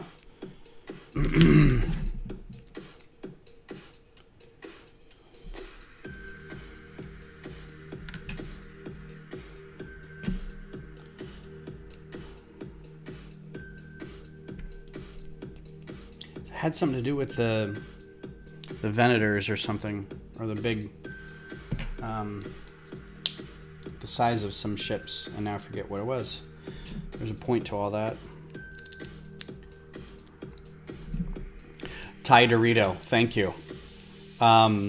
Because it was, we were nicknaming it the Thai Dorito, because it was just, I mean, it's this one. It's this one. It's just two triangles. It's not a bad design, really, other than it's a TIE fighter, which means you can't, you've got maybe 60 degrees of vision because you've got these big things on the side of it. It's neat looking. It's a neat spaceship. It's not super practical. But yeah, do a search on TIE Vector and TIE. It's not TIE Baron, it's TIE. Oh, I don't like this song. We're gonna switch to lo-fi for a little bit. I forget what it's officially called. But anyway, it looks like they completely ripped him off, and it's kind of sad. And that happens a lot with designers. They get like 0 credit for stuff they do, and Disney just takes it. I don't know what that's for, but that's cool. All right. One more sticker on here. This is sticker number 12.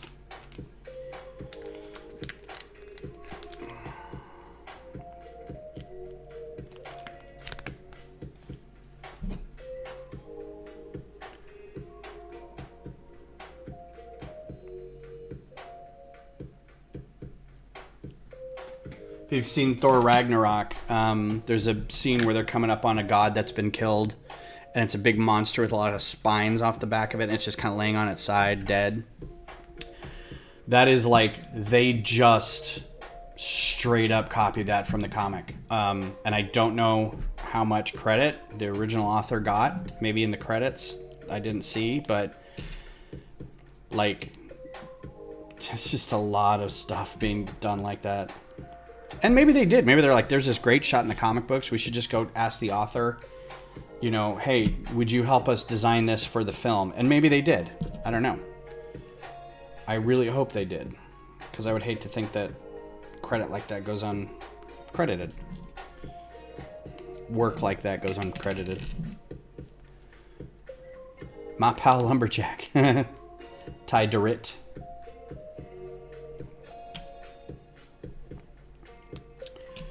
Oh, I know. Like, I recognize this from the movie even. Like, I recognize the part that it is. Is this the warning one? Yeah. It's going to be warning positron something or other. This is so good. I love it so much.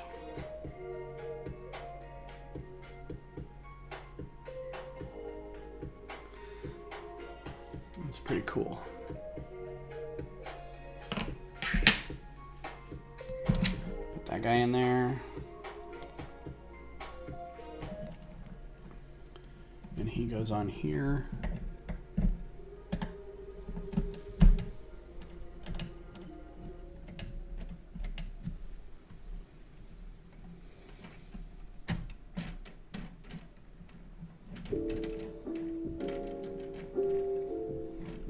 I think I probably need to turn this. Come on. Just come off. You're just a thing. Here we go. Yeah, because I think that needs to swoop back and forth. There we go. Cool. That's neat. And I think that's tied into the wheels. So we'll see how that goes.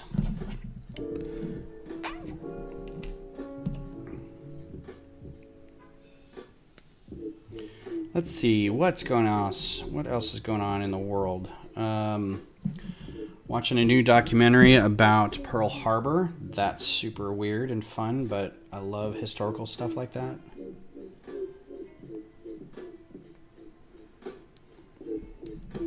One of my favorite shows was on History Channel for a while. It was just called Dogfights, and they like CG recreated famous dogfights in history, and like narrated them as they happened. It's the coolest show I've ever seen. Alright, so this goes here, like so, and it plugs in over here somewhere, like so. Sorry for my head being in camera.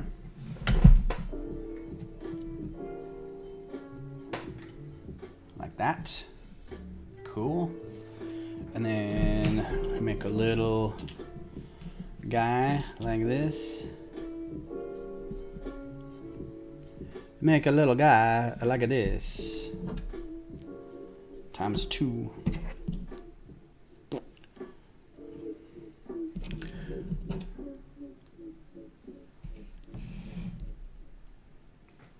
Oh, you have a Pearl Harbor birthday? Well, I guess Pearl Harbor, and then there's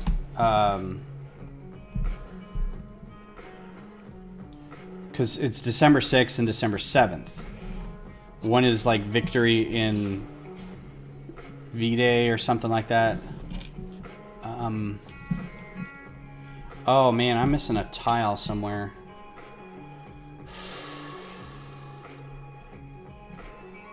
No, I'm not. Right there. Cool. I'm missing these guys.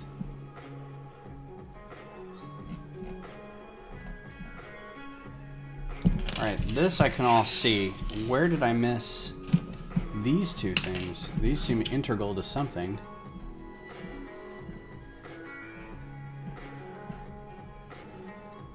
Took those off. Oh man, I hope this isn't really deep in here somewhere.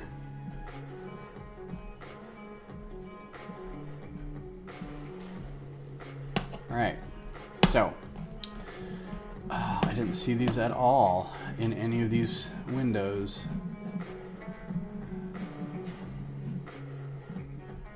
Oh, there it is. That's easy enough. Phew. That was close. It's like, oh god, no. Okay, so there is some fun stuff up top.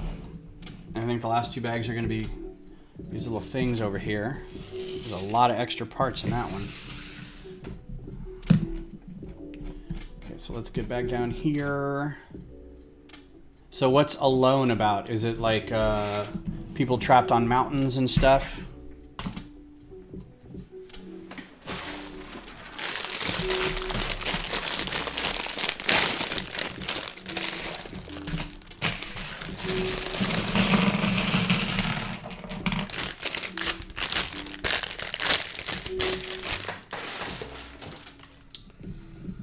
Have I missed any calls or anything?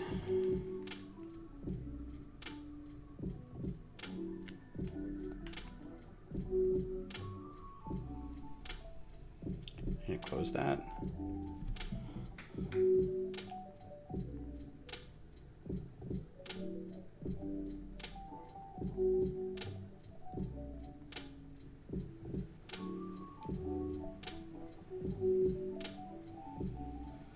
We have some issues with our AC recently, and I'm not sure if it's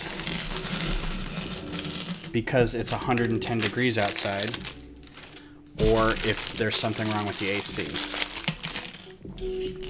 But I feel like the AC it'll turn on and then it'll run for like 2 minutes and then it'll turn off for about 30 seconds and then it'll turn back on again. And yesterday, it got up to about 81 in the house. And it's either... Okay, so I may be a big baby about this and just be like, it's hot in here. But, I mean... I don't know. I don't even mind being outside in the heat. I just, you know, if we're running the AC all the time and it's not doing its job, we're just paying for electricity to not be doing anything. So... I want to make sure it's doing what it's supposed to and not just spinning its wheels and spinning the little electricity gauge on the meter outside. But like right now it's getting kind of warm in here and it's only noon. So really don't know what to do about this.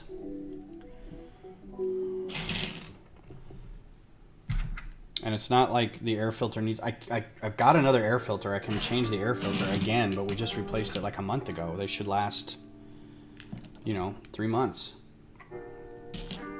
They should last longer than that, but you replace it every 3 months.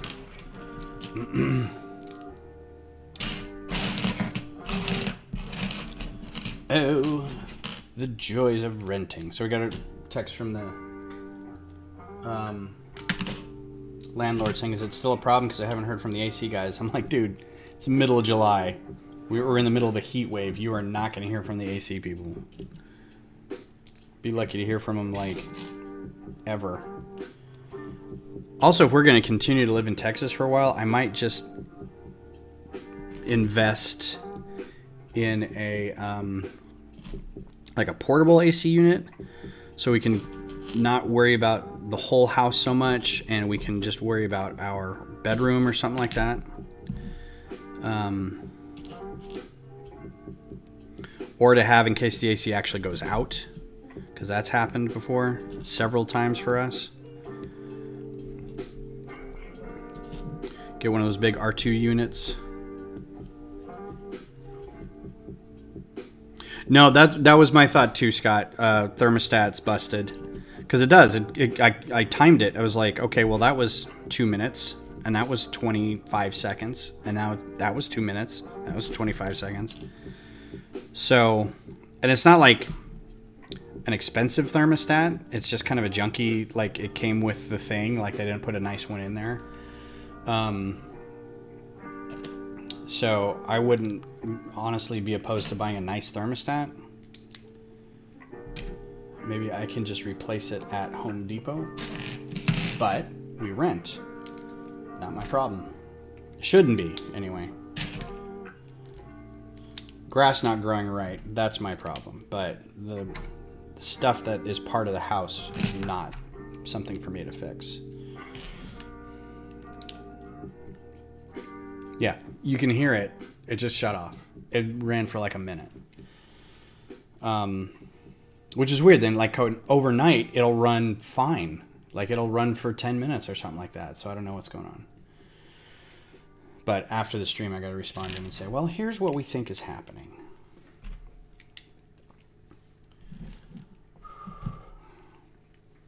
There's no timer on it. You just have to go manually adjust it. So it's literally like an up and down arrow. Hot, cool, on, off. Or auto and on. Oh, that's so nice. I love it.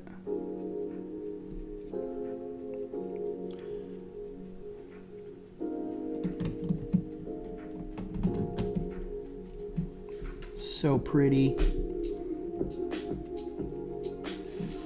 I'm gonna turn this around so everybody can kind of see it a little better.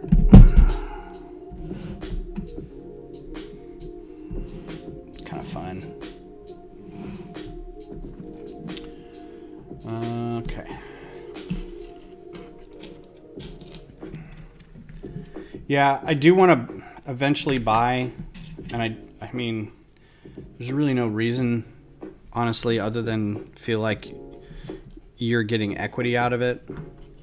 Because right now we're just paying for somebody else's equity. But at the same time, I don't know that we've got... When we moved into this house, it was probably worth about $260, $270, maybe. And now we couldn't buy it for less than $400 something. It's kind of ridiculous. And all the houses around here are like that. And we're not even in Austin. We're just in a suburb. Wheels. Wheels.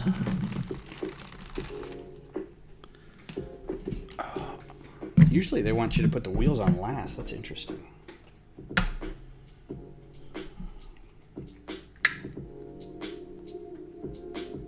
Yeah, the hood's really great.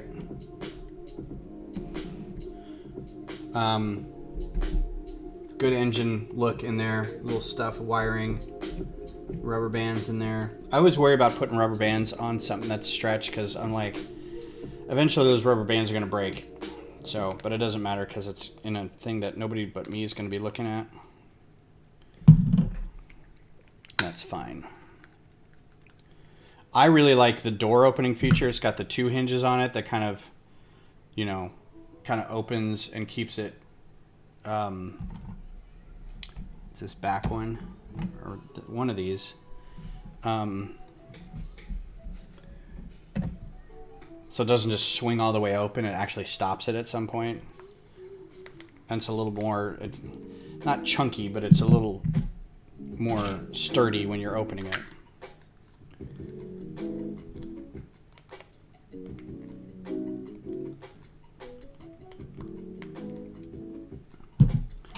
Sounds very Wolfpack.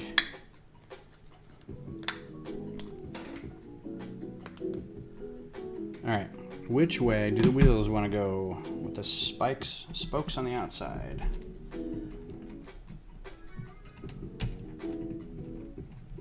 Yeah, they're made like real car door hinges. That's pretty cool.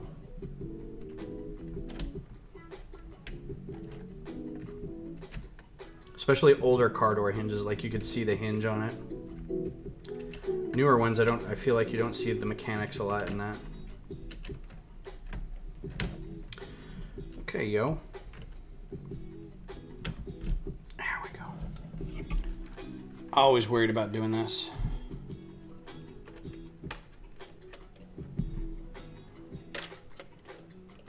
Yay, we have wheels. And the turning thing turns the wheels. Neat. Wheels is done. Oh, and they need hubcaps. I saw a great TikTok where the Google Street View mapping car was driving down a road. It was kind of out in the middle of nowhere, and there was a big pothole on the side, and so it kept running along the pothole, or it kept the video was them like following the road on Google Maps. So you get down to the street level, and these things, I gotta not pick them up by the headlights. This is the 8th time that's come off. So you're like clicking and going down, you see pothole, pothole, pothole, and then it goes past the pothole, and it swings around to the back view, and you see the hubcap coming off. I'm like, oh, that's funny. I like that there's a little bit here at the end to build, because I feel like every time you get to the wheels, you're done. Yeah, the steering is cool. I mean, there's no problem opening the door and steering it with the steering wheel, but having it up here is pretty cool. Integrating it in with that little light.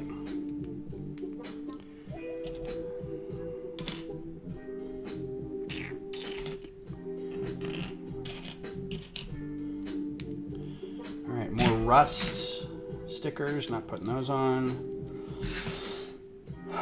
Flip.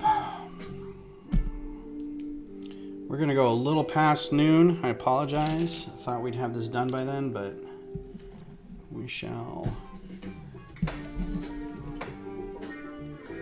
Hog steering, hand of God steering, is that what it is? Oh, there's a little more to do here. Subassembly within subassembly. And then these guys.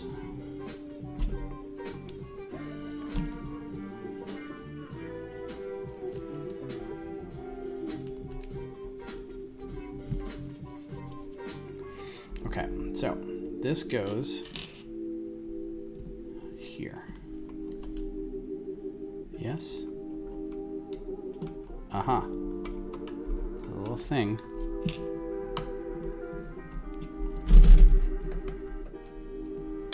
Oh. Monkey, monkey, monkey.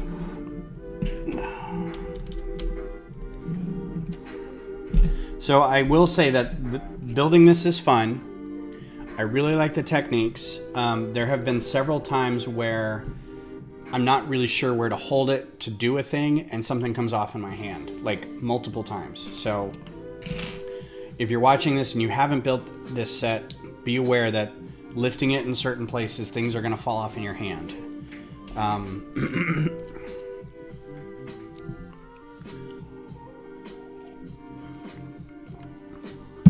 That seems to happen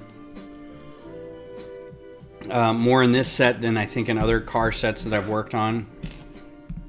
For the most part, bumpers and headlights always tend to come off when you're working with it. You just, it's not like there's a sticker that you put on that says pick up by this location. You just don't have any idea.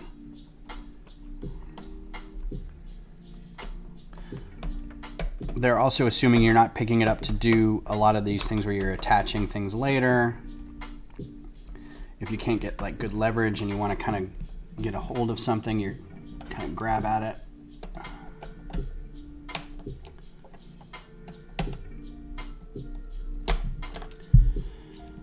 Lining up 2 Technic pins to go in 2 Technic holes is my least favorite thing in the entire world.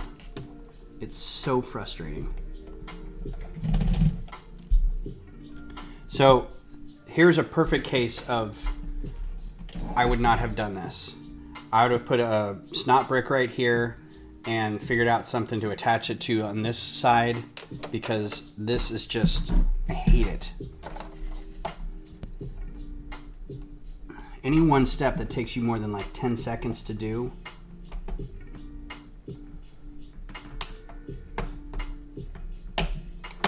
frick.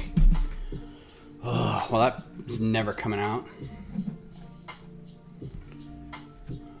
Lego, if you're listening, stop doing that. dislike. So much dislike.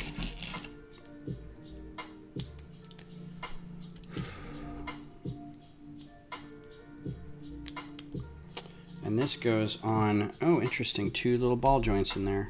Well, that was great. Use ball joints more often.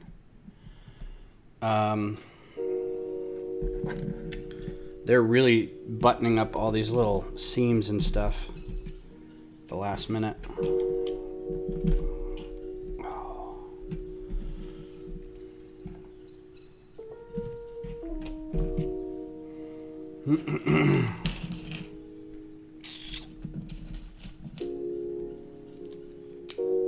Oh, the shirt?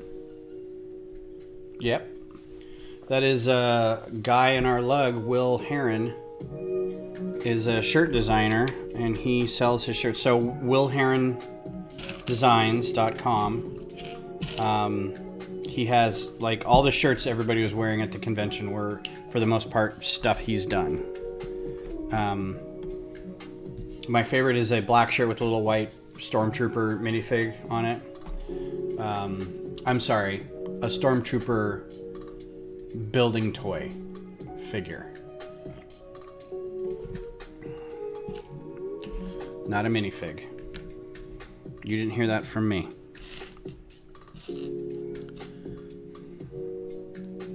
H-E-R-R-O-N. Or H-E-R-O-N. Let me see if I can put it in the chat.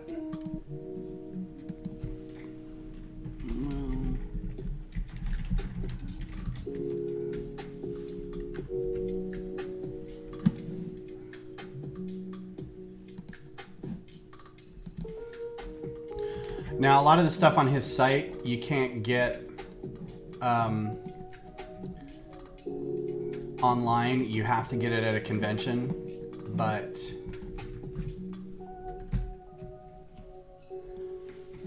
he does have some stuff on his site that's pretty cool. So, oh no, did I lose my instructions? I did. That was dumb.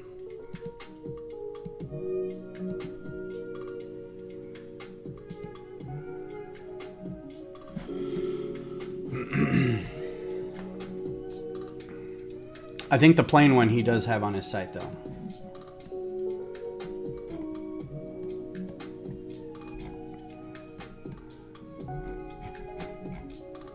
Okay. Oh, this is just a tube.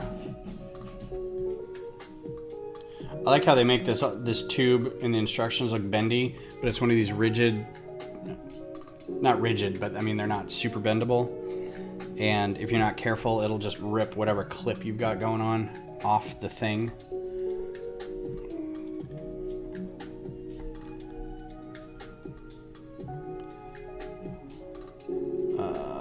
Four in. There we go again. I'm just holding onto the bumper and for leverage, and that little bit comes off. A lot of that going on. A lot of that going on. Yeah, check him out. He's a good dude. Does real simple stuff that's very iconic. Good quality shirts, or good quality material on the shirts that he gets. Good stuff.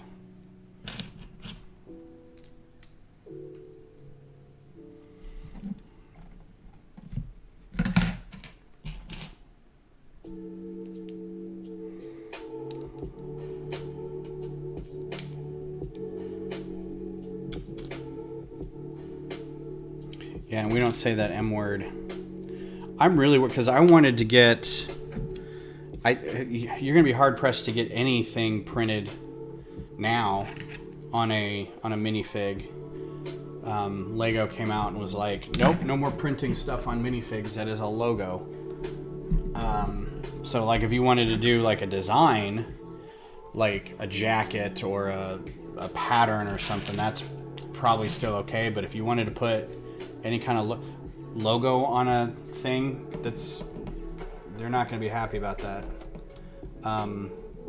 It's going to be hard for them to police that, and they do say it's requested that you don't do it, so it's not like they'll come at you with a cease and desist. But if you're a big enough group and that's kind of your thing, like custom printed minifigs, I don't know what, that's going to eat into a lot of things. But I'm trying to get a couple done for the soccer stadium, and now I'm going to be hard pressed to find anybody to do it.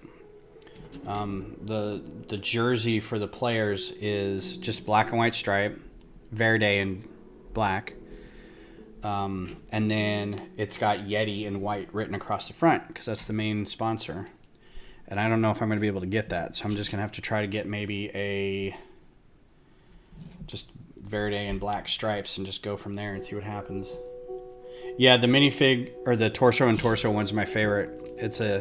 It's also kind of like a looser fit and like a thinner material a little bit, so it's very comfortable.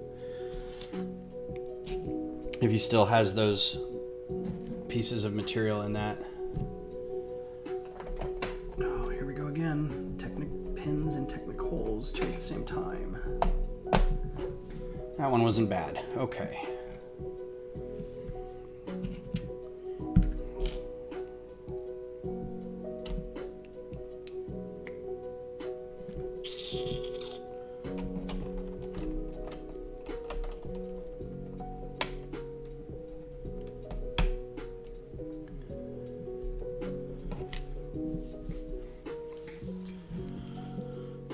So I'm almost to the point where I'm like, I'm just going to figure out how to make my own. Because here's what I can do. You can make your own vinyl stickers, right? You just get the dimensions, you get the design, you come up with it on your own. People will send you, companies will have that already done for you, and you can just apply it to a minifigure. It's not as nice as having it printed, but it'd probably be easier and maybe a little cheaper than getting a custom minifigure print. The other thing I need to try to worry about is the legs of a soccer player have shorts and then black shoes. So they're not just black legs. They'd have to have shorts. And then the arms are not just long sleeved, they have to be short sleeved.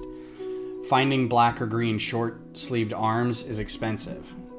Printing those is even worse. Like, I don't think anybody prints arms. They print the torsos, but I don't think they print arms. And if they do, it's very custom and very expensive. So I wouldn't mind just getting black short sleeved arms, but you look on Bricklink and there's not many available. So it's going to be a problem. I should finish the stadium first, but once it's done, I'd like to also have the figures to go in front of it and say, hey, look, this is a cool thing. If you'd like a copy, I can give you the instructions. And I've also got, the first 50 people who want the instructions, you can also get this figure. And knowing the support group for the soccer team and their proclivity to want to be charitable about things, will absolutely do a fundraiser to get stuff printed. And it'll go to any number of local charities. So I think this just goes right here. Can't really tell where it's attaching. So it's not a matter of like getting the money to do it. It's just that I don't want to get in trouble doing it. I got to make sure that it can be done. People are willing to do it. All that nonsense, but that's late. That's tomorrow Ben's problem.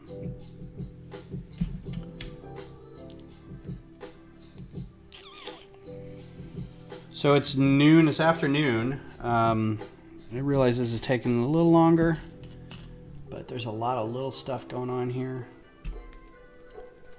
I appreciate y'all sticking this out. I'm excited to get this finished and displayed.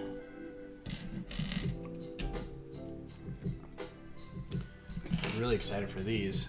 And these are nice and rubbery compared to the older ones, which were a bit more plasticky. So if you're looking to do like a Millennium Falcon engine again, these are really great. I would like these in different colors, blacks or yellows or something, but blue works. You can do blue for Classic Space or Futron. I think both would be great. I've always liked these tubes. I think they're neat looking. I might trade these out for older ones and put them on my space base or something. All right. So then we got these guys, and I haven't seen these in that color, so that's cool.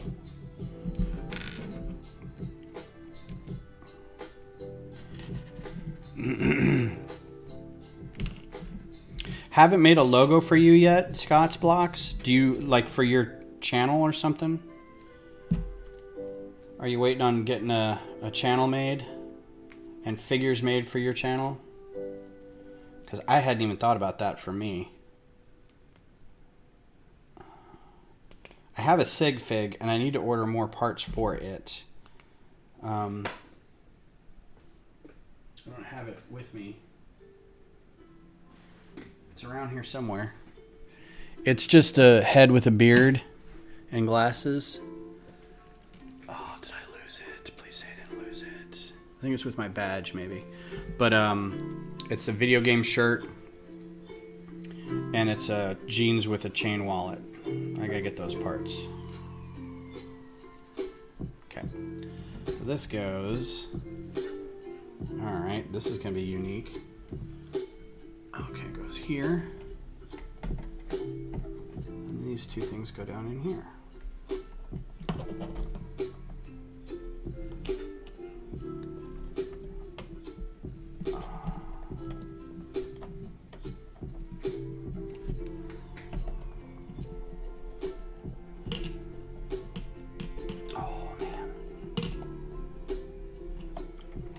Have I told you how much I hate Technic pins? Come on, man.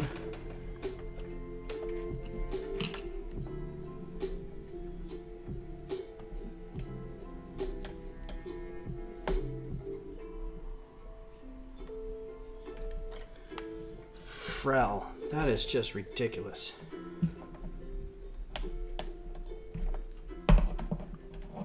I should have done this first and then the ladder. I've got like no room to maneuver in here.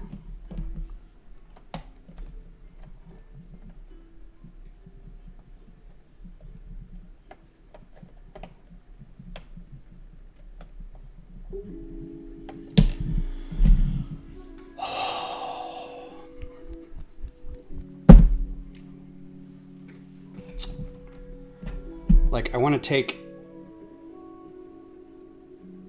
some needle nose and squeeze these edges.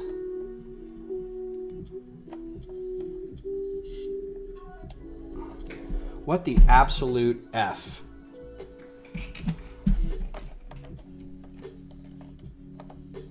Yeah, get out of my way. I need more room.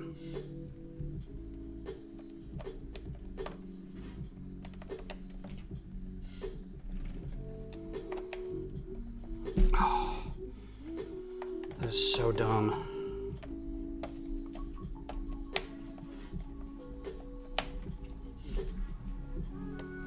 Nope, gonna do that too.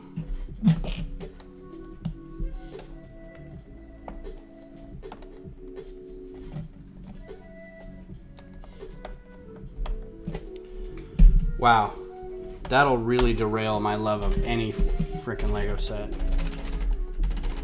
You can see the things turning. That's pretty cool. Is those GD Technic pins? Oh, hate. Alright. This attached to these two things. Attached to here. See, now I'm all sweaty. My hands are clammy and I'm like shaky. That's really cool. I like the little wires and stuff. Having fun with that.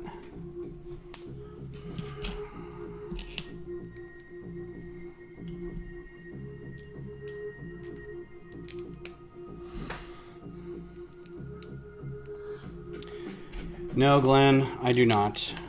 Hate, hate, hate. Fire of 1,000 suns. Yada, yada, yada.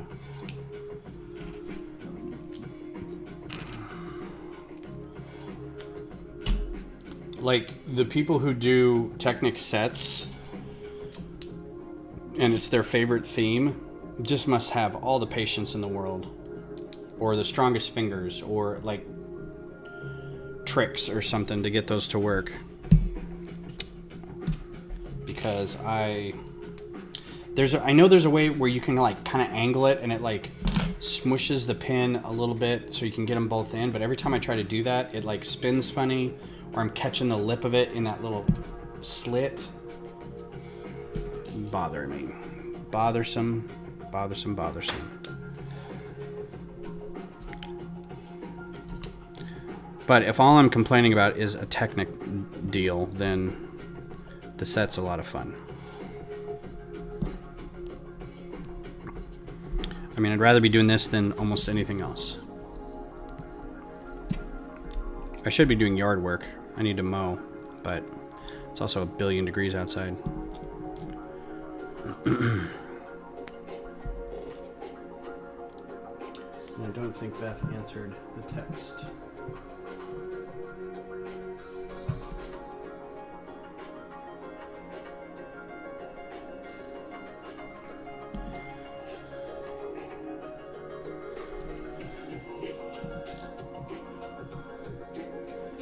That's good. I really like this little segment with the lights and the trans blue bricks. This is very calming. And it just looks neat.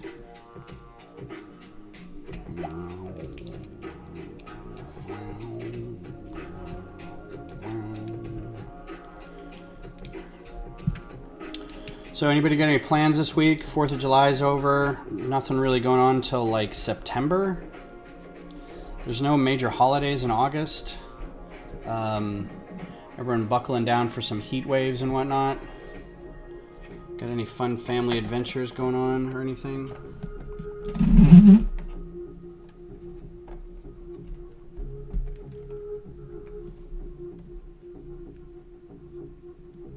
You had to cut your backyard with Times yesterday. I'm guessing Times was a typo. I love that. That's my favorite part. Yeah, I hate it when your yard work thing gets like lapsed and you miss out on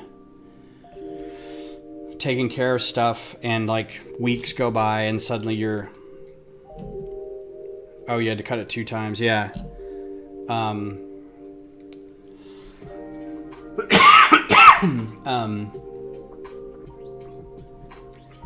And it's like you're out there with a machete because it's just so overgrown. But you're like, every time I had free time, it was raining. Or every time it was nice out, I was busy, you know.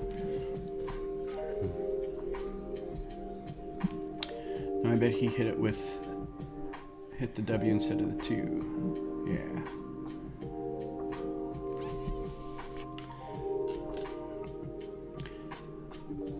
I feel double bad because when we moved in, I told my wife, I was like, no, we don't need to pay. It was like an extra $100 or something like that a month. And it was like a weird thing. It's like to take care of your yard. And I'm like, why would I have someone else take care of my yard? I can mow, I can water. We have a sprinkler system. Oh, this is definitely new movie because it's got the little remote controlled trap. So there's that. So that's automatically new movie stuff. Can't not make this. But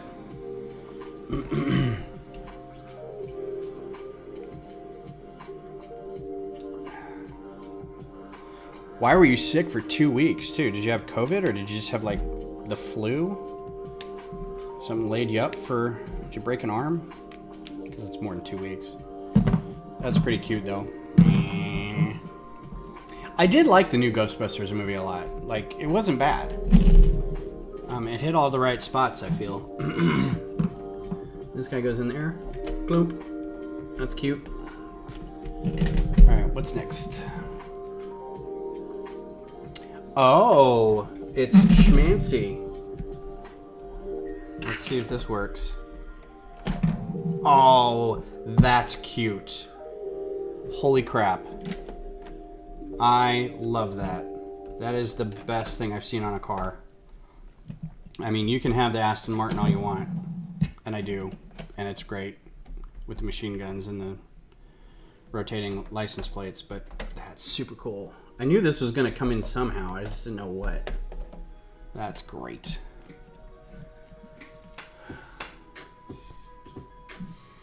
All right, let's see. All right, this is another sticker, and it says Stay Puft Marshmallow. There's a Stay Puft Marshmallow box in here.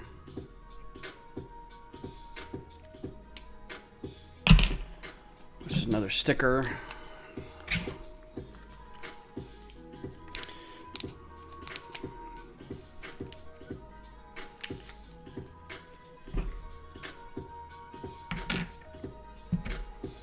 Whee.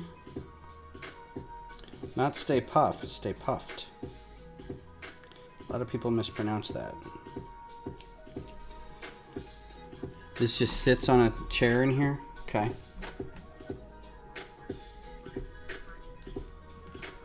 It just sits in there. Okay. Just sitting there. Bye. Close the door and it goes somewhere else. Yeah, that springs out. Oh, I'm missing. Oh, I need to do the back end lights. I was like, what? And I think I'm also missing these. Yeah, I didn't see where those came in. It's like I've got a lot of parts here and it's telling me I'm done. I am not done. Here we go again. The whole back bumper just comes off, and then another piece comes off while I'm putting the back bumper on. Be very careful where you pick this thing up. Just parts coming off in my hands left and right.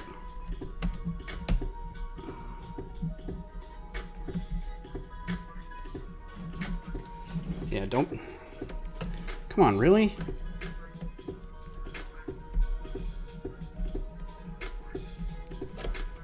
All right, what is going on here?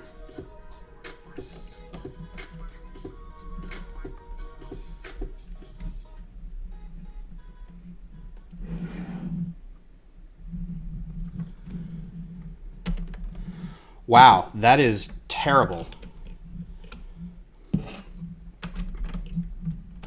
It's not hooked into anything.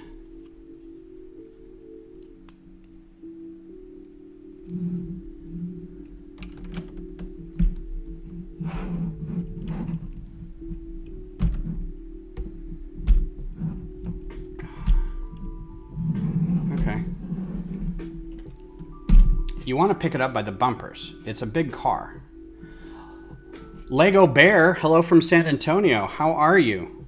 Thanks for coming in right at the end. You're just about to witness the end of the video. Lego Bear, were you able to make it up to Brick Rodeo this past weekend? So there's more lights on the back. Boom. Did I get an extra... I feel like I missed something.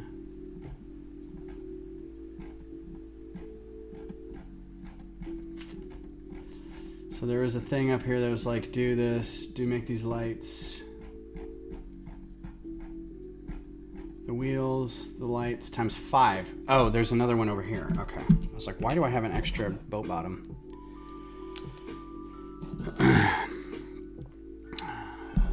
So I'm guessing it's just as hot as it is in San Antonio as it is here. It's pretty brutal here right now. And I think these are extra, like I think they send you extra of these. So I'm not worried about that. And these are all good extra parts. That's a good bit of extraness right there. And this goes here. Okay. Let's make sure I didn't miss anything. It's not like any extra clips or holes or anything. End.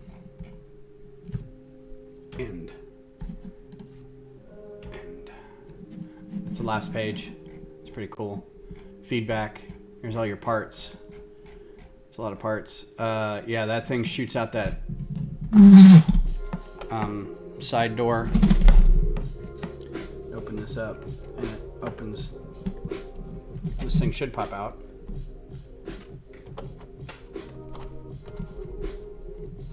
And now it doesn't work.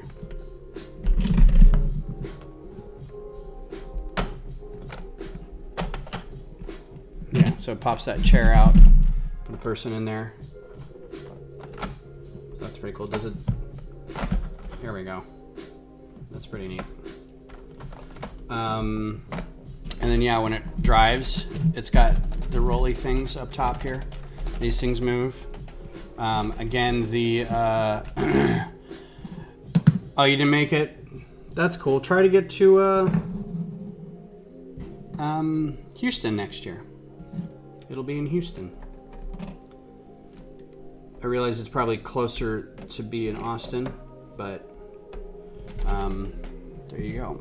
All right, so there's your finished. I guess we just get extra of these two, which, I mean, I'll take it. These are the greatest extra parts. There's your ECTO-1. So it's a very big set. It's a very long car. You can see, you know, banana for reference. I don't have a banana. All the doors open. It's a little finicky when you pick it up, so be careful where you pick it up. Doors open. You steer it up by this light up top. It's got the launching little thing in the back. It's got these two things that rotate. And I think that's all the playable features. It's got a hood up in there with this was arguably probably one of my favorite bits. If you're late to the thing, you can see all the roller skates were used to make that grill. That's really neat. Just very cool. If you're gonna pick it up, I guess I would suggest picking it up. I'm gonna try to do this about here on the frame. Don't pick it up by the bumpers. The lights will come off. That back bumper will come off. Thanks, Josh.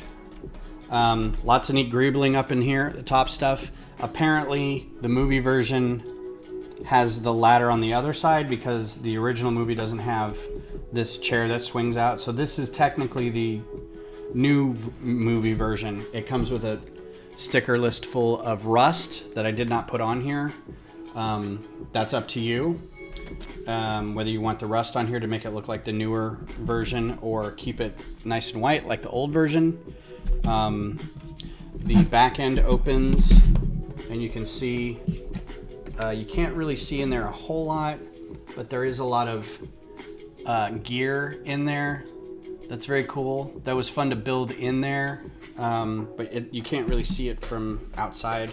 You can look through the windows. The windows have got nice shapes back here. Good shaping on those windows. Nice big front screen, windscreen. I don't think is special to this one. I think it's been in several vehicles. I think not the truck, but I think maybe the. Trying to think of the other ones that might have that. I don't think the Mustang does. I'll have to look. When will my next live stream be? So, next live stream, hopefully, will be Tuesday night. I don't think I'm going to build anything. I think I'm going to do some studio work and work on the Q2 Stadium. I have several sets I can build for later. I have the Q2, the Queer Eye set. So we'll probably do this maybe Thursday coming up. And then I've got this guy that we can work on. So my backlog is like 4 sets right now. And they're sets that I just got. And then July 24th at 11 a.m., I'll be doing this guy, the UCSB wing. Now that'll be part of the 72-hour stream. I already have a post for it. I already have a link for it, whatever for it. 72-hour stream coming up July 21st, 2nd, something like that. It is a lot of Yeah, it does. It looks like Johnny Five. Oh, he's driving up on the Perseverance or whatever rover that is. It does. It looks like he's on Mars. It's that. Do you remember that trailer for Transformers before it came out, the new one, where it was like a rover on Mars and it was like quick cuts of like the video of it like driving along, and then you just see like a reflection of like a giant robot coming up and then it goes dead. That was super cool. And then we actually got the movies and they were movies. Oh yeah, cool. Unique to this set. So unique to this set. Very cool. So Tuesday night I'll be on Twitch. Ben's Brick Designs on Twitch. I'll be doing studio stuff. I'll be working on the stadium, and it's boring, but it'll be conversational if you want to come hang out and watch some studio stuff. Other than that, I appreciate everybody being here. I hope you have a good rest of your Sunday, and I will see you again either Tuesday for Twitch, Thursday for YouTube. If you haven't liked and subscribed, please do so, and I will talk to you all soon. Bye.